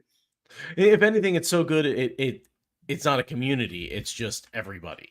Yeah, right. Like I've never met a single person that's watched it and been like, I don't like it. Like it, and I have met a lot of people who have watched it across many demographics and spectrums of it's just like everybody loves it, everybody watches it, and I'd be curious to talk to somebody to talk to somebody who has seen it and been like, nah, I don't like it. Like, I really would be curious to talk to somebody like and isn't toxic about it. Like, I feel like I don't know that exists. Maybe they can be indifferent. I was gonna say, maybe you they have can the be same problem indifferent when you're trying to find a control group of men who don't masturbate. Like, you're just not going to find that. They just don't exist, right? Like, I feel like I've seen Avatar and I don't like it is the red flag that I need. Like, oh, that's all I need to know about it. Yeah. Okay, cool. Oh, you're not human. Yeah, you have no empathy whatsoever, and you can't find things fun in life. You don't like fun or you have good taste. So we'll just we'll go away from here. We have nowhere to go from here. Thank you. So anyway, one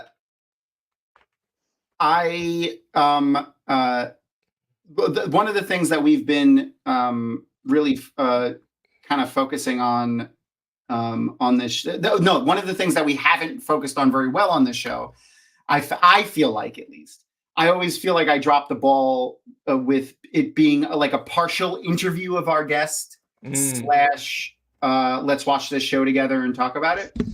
So the new thing that we started doing last week was an interview at the end of our show. So we're coming to that point now, and right around the time I planned, which was great. Last week we ended at 12:15 because reverse BLT and I are the worst. There was no one to stop you. That's why. There's no one to stop you. You need to put on the brakes sometimes. Yeah. But I don't know if you recognize, Seth, where the questions came from, but the okay, so and yes, I do preemptively give our guests the questions. Some of them are a little deep, and I don't want to hit them with this right off the bat. And we're not like super famous where everyone just knows these questions right off the bat, like the original person who asked the similar questions, which was Inside the Actor Studio. It was a show that was on back in the day. And at the end of every episode, they would ask these 10 questions, blah, blah, blah. And I based those questions, the questions that we ask here, kind of on those. We've changed them and added a few. Some of them are exactly the same. But I thought it would be fun to do, and then maybe do like a hyper clip of like, cool, everyone answering one of the questions or something at the end.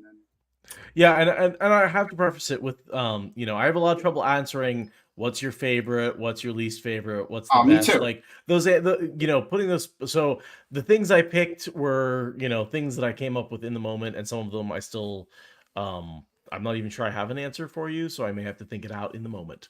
You know what it is? It's there is no right or wrong answer. Right. That's what it is. It's what your answer is the right answer. Like whatever your answer is, that's the right answer in the moment, because this is about you. So you can't really answer wrong here, which is the. But I do understand that feeling, because I am the same way of like, is it like I can't pick. Someone asks me my favorite movie. I'm like, well, what do you mean? Do you mean comedy, horror? Like, if I'm in a good mood, it's not my favorite movie if I'm in a bed. Yeah, if you wanted me to freeze in front of a group of people, ask me what my favorite, book is. Anything. And it's like I have answers, but are they true? Yeah. I can debate with myself all day. Between my children. Right. Exactly. No, I mean, I think that's easier. Yeah. Well, hey, listen, if I had to pick between my 3 cats, I don't know what I would. The only children I have. Anyway, that being said, so now that I have a co-host here, we could take turns, but because last week it was just me. Yeah. But I'm going to start this out with, so the way that we're doing this, for anyone who's here now who wasn't here before, we're basically these questions, the first few are starting out with mainly just, Seth's point of view and things that he likes. And then it's basically just in the sense of a fictional world. So all the answers are based around fiction of some kind. It could be based in video games, movies, television, books, whatever it is. That's where the answers are going to come from. So just so everyone's aware of where we're going with that. And we don't want, to offend anybody with one of them specifically. Anyway, I'll start it off. And what is your favorite word? So this one, again, favorite. It's always so hard to say. But so I always remember the scene from Pirates of the Caribbean where they're going to Tortuga.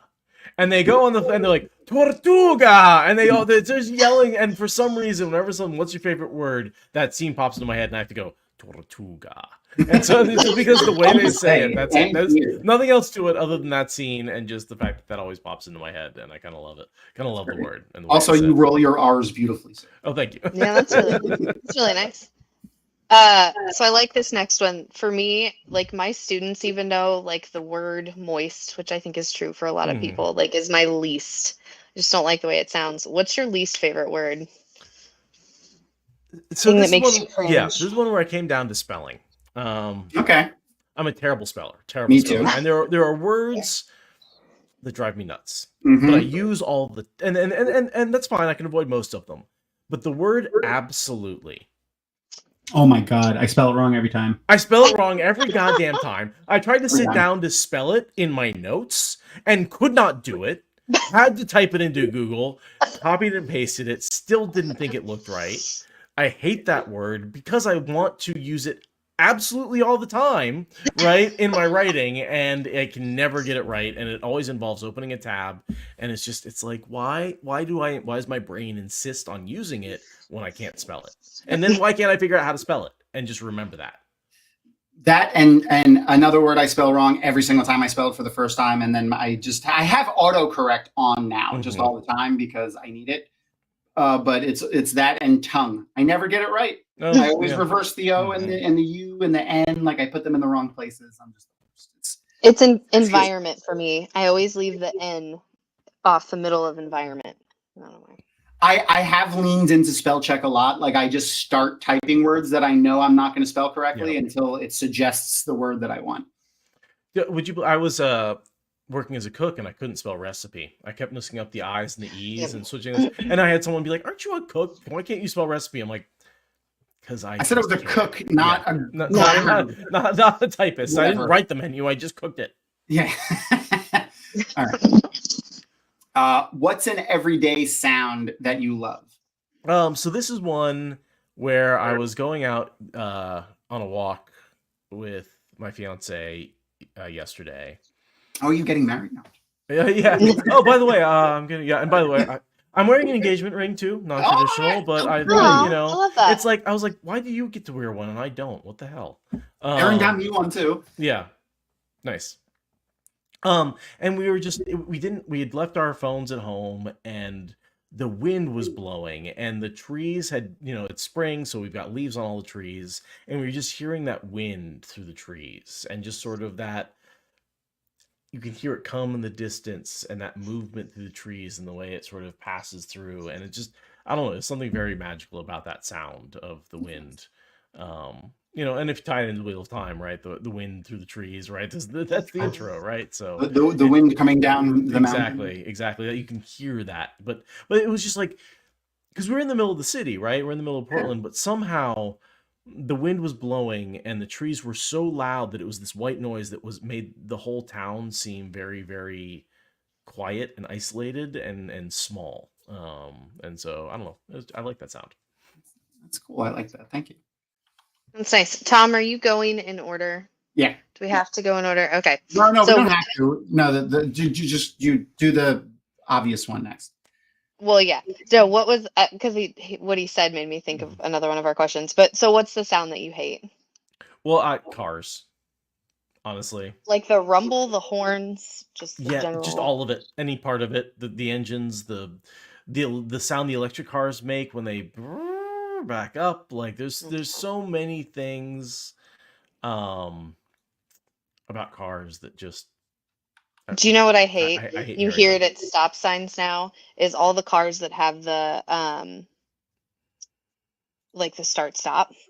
Like when you go to the stoplight and the car's powered down, so then the light turns green and all of a sudden you hear the of all the cars starting back up. Yeah, that's obnoxious. Mm-hmm.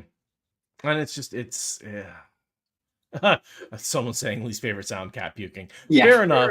But you know, the sound itself doesn't bother me. It's the problem. What's going to happen afterwards. Yeah, I'm the not cleanup. excited about. It's As long as it's not like, are you sick? No, it's just a hairball. But yeah, that and an unmuffled motorcycle. You know, we've got a lot of places where, you know, during COVID they put restaurants where basically tables in parking Outside, right yeah. outside, and you get these people who go by in unmuffled motorcycles. And you know, you basically have that 3 feet from your head, and it feels like someone's hitting you in the head with a hammer. I don't like it. You know, but basically, you know, if you want to talk about sounds that bother me, I have issues around sounds, so I could go off for a long time about lots and lots of sounds. So, which harkens back to another topic that we were talking about prior to the show. You have problems with specific sounds. Yeah. Do you have an autism? You may be autistic. Signs you may be neurospicy. Yeah, I'm shocked. Yeah, hi. All of us. Okay.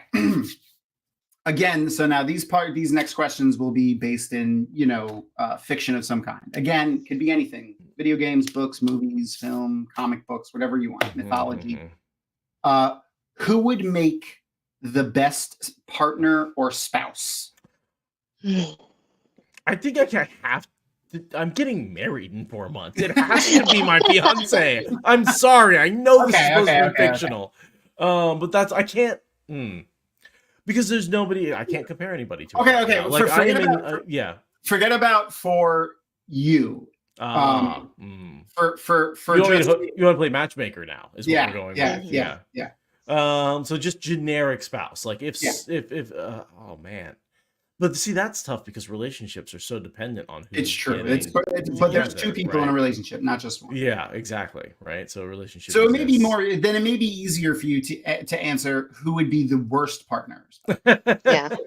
So then this is where I have to go to Stormlight Archive, or not Stormlight Archive, but I have to go to Brandon Sanderson and say Kelsier. Just like that is a fair. I can't imagine someone that selfish, call,ous, and mean being in a relationship in any way, shape, or form. That's one of the main-ish. Like he's one of the main side characters of Mistborn series. Just for people who haven't read Mistborn. And it's absolutely this. You might call him even a romantic character to the main a little bit, yeah. Character. Yeah, she has this crush on him, but like clearly not the kind of person who would ever be in a position to be a good until partner. she gets to know him. Right. Yeah. So but again, there's so many bad partners out there. Pick one. It's mostly just for funsies. Yeah. Can you got villains who are selfish. Yeah, I mean those are the obvious ones. Yeah, right. Who wants to be married to like Patton Fane, for instance? Right, exactly. Or a troll. Who came to mind for me? Cruella DeVille. Cruella DeVille? Cruella DeVille, because I have if you are mean to animals or my pets don't like you, goodbye. Yeah, get out the door. If they don't like you, you're out the door. So legitimately almost killed somebody at my old workplace before. He said he was joking afterwards, though I think it was to calm me down. He talked about like how much he hates cats. Like we were talking about how much we liked cats, and he was talking about how much he hates cats, and I was like, that's ridiculous. You can't hate cats that much. And he was like, no, I try to hit them when they come out in the street.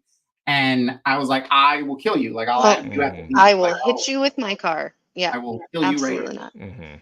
He was like, I was joking. I was just joking. I had a coworker, do the whole, basically called me stupid, right? And I was just like, you know what? That's not okay with me. You don't get to do that. He's like, it's a joke. It's a joke. It's a joke. It's like, you know what? You don't get to say it's a joke afterwards. Like that's not. You weren't joking. Yeah.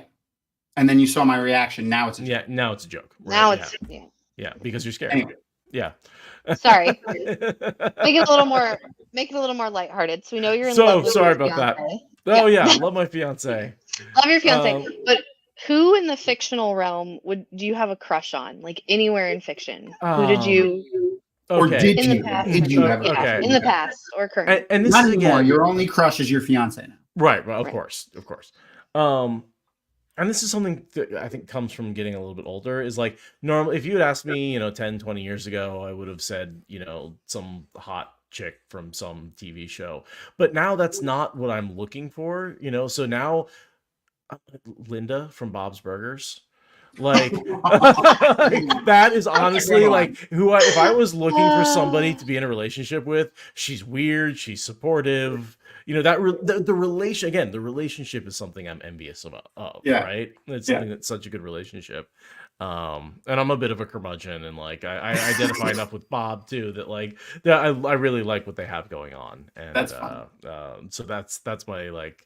Right now, if someone's like, who would you want to be with? I'd be like, Linda. That's fantastic. That's fantastic. I love that. Okay. So if you were given the opportunity to like assume a vocation or a job, or just like become part of a group. So like, Wheel of Time, Aes Sedai, Star Wars Jedi. Right. Something like that. Is there one in particular that you would be like, oh, it'd be really cool to watch that? Yeah, this is one where I don't think I have a really good, clever answer. I love Wheel of Time. Doesn't have to be clever. It's you. I want to know about you. The idea of being able to channel, right, is something I've always wanted to be able to channel, right? Like that's just. Well, would you belong? Would you be an Ashaman? Would you be an Aes Sedai? Would you be a Windfinder? Would you be a Wise One? Like where would you? What discipline? Where do you think you would fall on that? Or where would you want to be? Where would you, like, if you got to choose? So I honestly think the idea of the kin is something that I would love. You live forever. You get to be a bunch of different disciplines. Like every 20 years, you get to go learn a whole new way of living, a whole new job. But at the same time, you get to like heal people in secret. Yeah.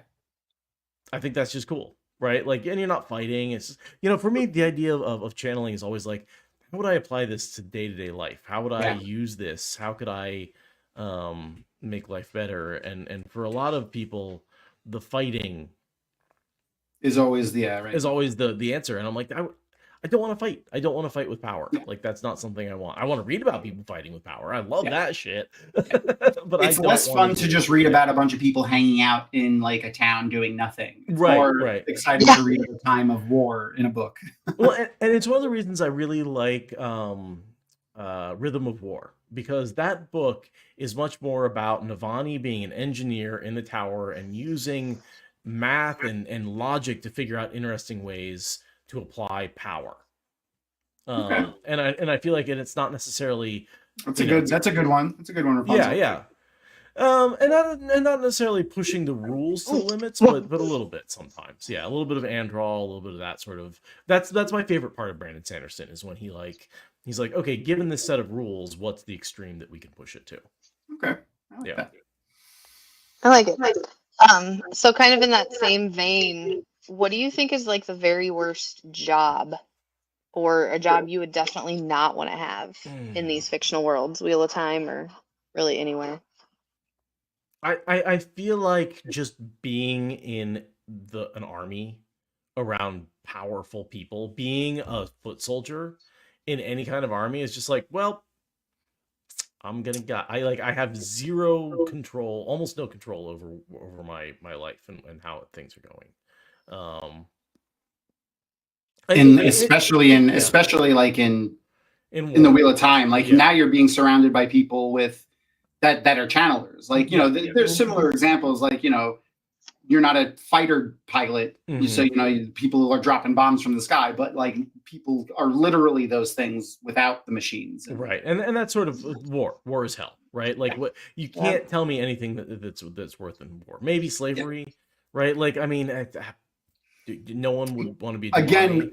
One of my favorite lines specifically about war from a TV show or a book or anything is from The West Wing, and it's all wars are crimes. Yeah, and that was from a general, a 4-star general. But yeah, I agree with you. Okay, and then the last one is there a specific portrayal of an afterlife or heaven or, you know, whatever, any kind of what happens after you die. From a TV show, book, video game, movie. I'm the big reincarnation fan, right? Like the idea that there's somewhere else you go and it's somehow better, right? Like that doesn't make sense to me, or somehow like different. Like I like the idea that like this is existence and we can come back to it. I like the idea of coming back to it, right? That is an afterlife, that there's not nothing, right? Fictional or not, like the idea that we can continue to live.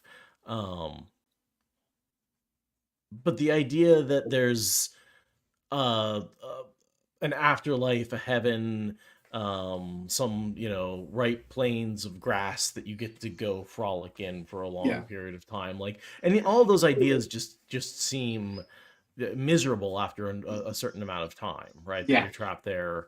Eternity is a long time. Eternity is a long time, you know, and that's and afterlife is always pictured as this eternity, right? And it's like, well, how do you keep eternity interesting? Well, you have to keep having challenges and growing and learning, and that's just life. Yeah, that's just life. That's just life again in a different just life again in a different form, right? And so for me, that the idea of reincarnation is sort of the idea of like, now I would like there to be some way to take lessons forward and to continue to grow and learn. The idea that you start over from scratch every time kind of sucks. Like, this, and it's why I think the Dragon Reborn is such an interesting concept, is Rand gets to learn from his previous life and do better this time because he remembers his previous life. I think that is a hole in his logic when he's like, we get to live again, so maybe we can do better. And it's like, yeah, but you don't remember last time, you know. It's more of doing the same. And that's where I get a little bit of Moradin's perspective, where it's like, is this really a good idea? A good idea to keep doing this, right? Are we really getting better, or are we just repeating the same mistakes? You know, history rhymes. It's another good. It just makes another good like moral philosophical quandary that, you know, doesn't really have an answer, but is interesting to ponder over, and just the asking. Not every question is supposed to have an answer, but asking the question is important, and that's one of those.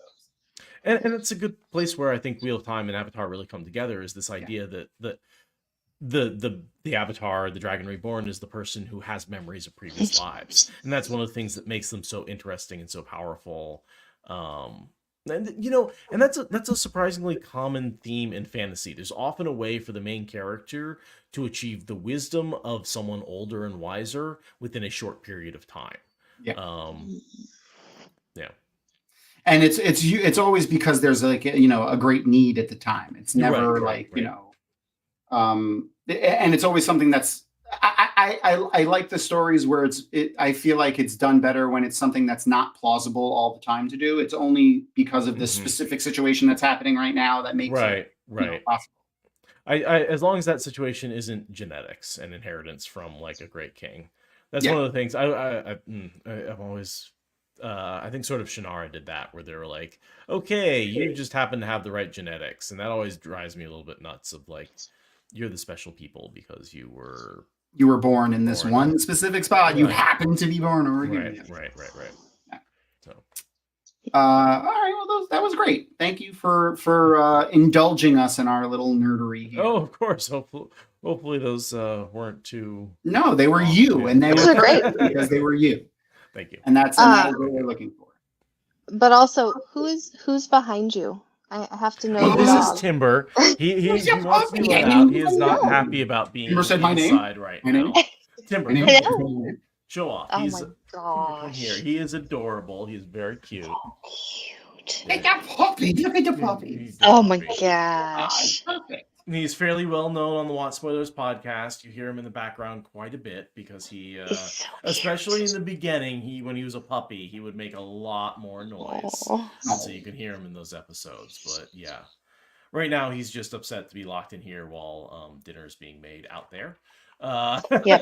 So he's been whining a little bit. So cute. Yeah, he's the kind of dog who will look you in the eyes and have very expressive both eyebrows and ears and tail all at the same time. While begging, and it's dangerous. It's dangerous. He puts his whole body into it. Let's just say he gets more treats than he should, and he's happy about that.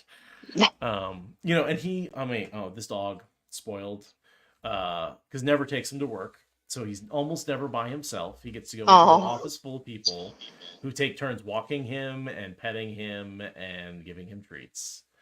So that's who I would like to be reincarnated as. Yes, yeah, that's pretty much his life is amazing. I can't, you know, but he's had some tough times. He blew out both ACLs, so we had to really get those fixed. And you know, before I got him, he got hit by a car, so he has like no hip on one side. That's all. Oh my god! Yeah, so it's he's a bionic dog. He's still pulling through though, and that's what. Yeah, and at 9 years old, he's still spry and full of energy. So that's really and very sweet. Timber's a great name. Timber, thank you. Yeah, it's I love it. It was in the beginning. He was, you know, I first got him, and the first thing he did was go into the backyard and turn a bunch of sticks into, you know, little pieces of, you know, firewood. And so I was like, Timber. That's a good name for him. I was gonna say, like, how'd you pick it? But there it is. There it is. Because this is a deep cut, but one of my favorite G.I. Joe, Snake Eyes, had a dog named Timber. I did not know that. Yeah. That's a great reference. I'll have to bring that up. Anyway, thank you again for hanging out. I want to remind everybody to go. Yeah, you are always welcome. Like, I do try to spread the love and not have the same guests like all the time, but I mean, like, you're always welcome. So, like, if we ever do something and, like, you know, there's an opening, we can squeeze you in anywhere. I don't care. Thank you. I want to make sure I share your link again. But I closed my note tab, so I'll share in a second. Why don't you? What's your next podcast or show, or what are you doing? Where can we see you next? Yeah, I mean, the big thing is still just WoTSpoilers every week. We're coming out with episodes. You know, coming up on episode 500. That's the big one. And, yeah, I saw. What was it? 490 something. Yeah, we're in the 490s now. I never the release schedule always delays it a couple of weeks, so I'm not keep track. But we're in the 490s right now. Okay. And yeah, we're planning it out so that episode 500 will be. I believe it's a pretty exciting one. See what chapter. It's almost like you plan things out and have like, we actually have a schedule, and we can look at that and decide like what we want to do. Oh god, that's out of date. Okay, never mind, I don't have it in front of me. Oh, here it is. Yay. I like listening to you and Aradia talk about that stuff because you guys have interesting takes on things. Thank you. Yeah, well, she's got such good knowledge of it, and I always like to come up with off the wall theories, which she can often either knock down or back up. But yeah, episode 500 is going to be Rand losing his hand, right? So that's when Semarog attacks. So, and we are currently in 495. So we've got about 5 episodes left till we get there. But every episode, I mean, we talk about the end of Knife of Dreams. Every episode's a banger, right? Mm-hmm. Every chapter. There's so much going on. So much going on. Yeah, you know, like Eqwina is in the battle, you know, fighting with Elida. You know, Tuon and Matt are doing their final thing and going off. Rand losing his hand. Fael is escaping. Yeah, Matt gets married. And then a bunch of Rand stuff. So if you want to hear him, if you haven't already, make sure you go drop, subscribe over there on Seth's channel. Thanks. There's links to all of the social medias on there as well. So make sure to go give him a follow if you haven't already. Though I feel like if you're here, you probably know WoTSpoilers. Yeah, that's the thing is I'm not too worried about making sure everybody's heard of me. I think. Yeah, it's mostly just a rising tide lifts all ships. And I appreciate it. Dragon Mount's fantastic. You guys have always been great. You know, as always, I say, you know, Dragon Mount was our first big share. We got out there. I tweeted our first episode out, and that got a retweet from Dragon Mount, and that got our first 100 listeners. Yay! And you know, like I don't know that WoTSpoilers would be what it is and would have kept going if we hadn't gotten that initial boost. from Dragon Amount. I mean, you can always hope, but you never know. Like, would we ever found our audience without that first? I'm not notice. Sure who was running the Twitter back then, but it was definitely heavily influenced by Jason. So if it wasn't Jason directly, yes, it was. Yeah, I was going to say, yeah. So yeah. I mean, Jason has always been uplifting. Always, yeah. No, I wasn't we love. I was a member of Dragon Mount then, but I wasn't, doing this stuff. But yeah, no. I mean, Dragon Mount has always been one of those places like that, and that's why I'm so glad to finally be part of it like this now, not just on the website lurking in the background on the forums. It's one of my early regrets is I got on the internet early, but I never, for some reason, I never thought to look up Wheel of Time stuff. I was reading the books and I was on the internet, but I never made the connection until after the forums were already well established, and I sort of came to it later and was reading all the WoT FAQ and found out that all this information that's amazing from the WoT FAQ was actually distilled down on these other forums that have existed for a long time, and I went, oh man, I would have loved to have been part of that. And then I think when the second wave of media came out and podcasts and YouTube channels became a thing, I wanted to get in on it early, and that's why I ended up with a podcast in sort of the beginning of that wave of media. Mission accomplished. Yeah, yeah. Early mover, definitely. Being one of the first was a huge advantage with the podcasts in that sphere. Yeah, and also good, not just. Sure. I thank you for that, because it was interesting in the beginning. I listened to a lot of tech podcasts, and most of those podcasts were about how to make a podcast, right? Because what else? That's pretty much the only subject these nerds knew how to do, is what is a audio podcast? Tech, visual tech. How do you create a podcast? Because that's what they're currently doing. And so, I loved some of those early tech podcasts that took off, and then I feel like some of that knowledge helped create at least a good sounding show in the beginning.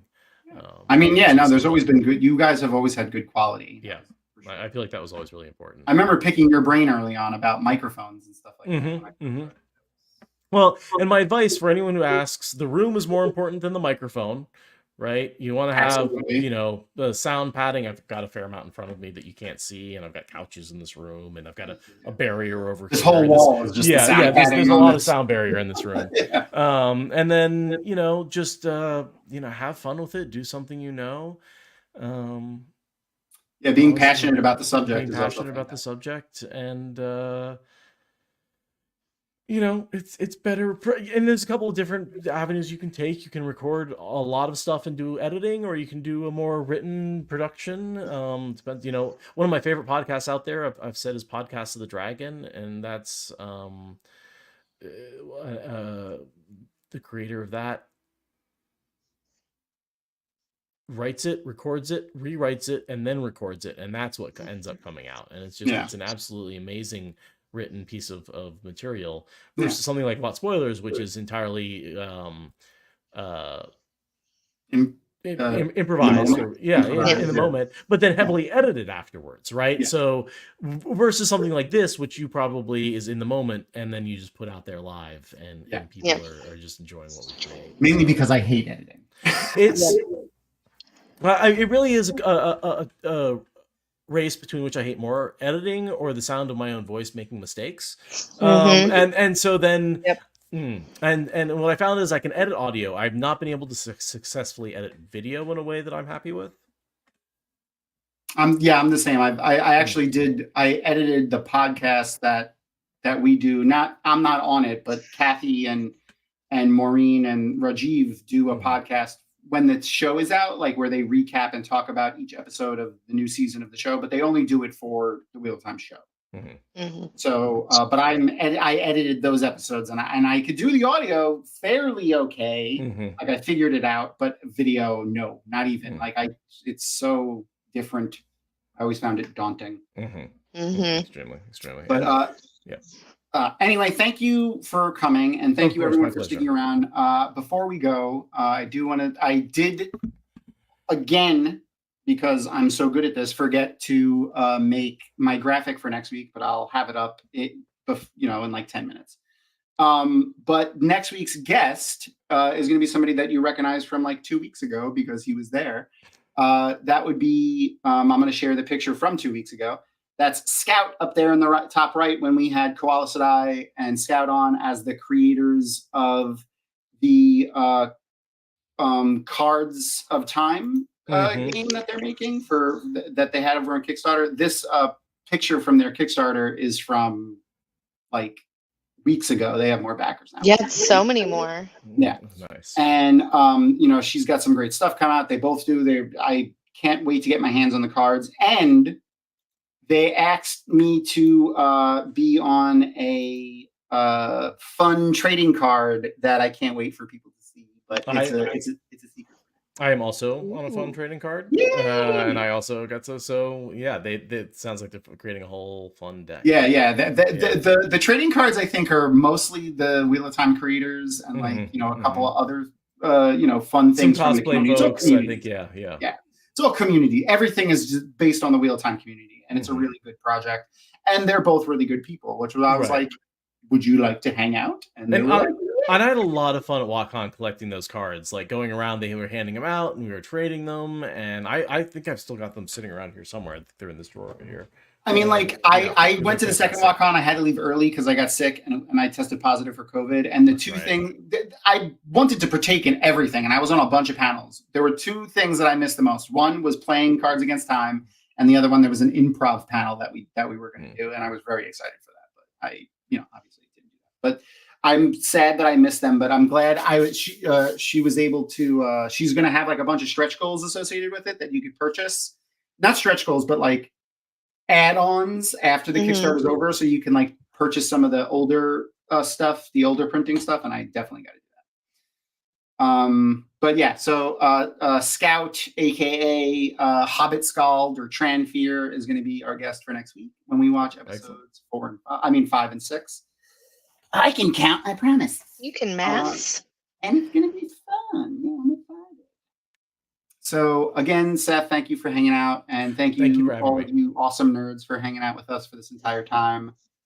And I think that's all we got. So say goodnight, Crystal. Good night, Crystal.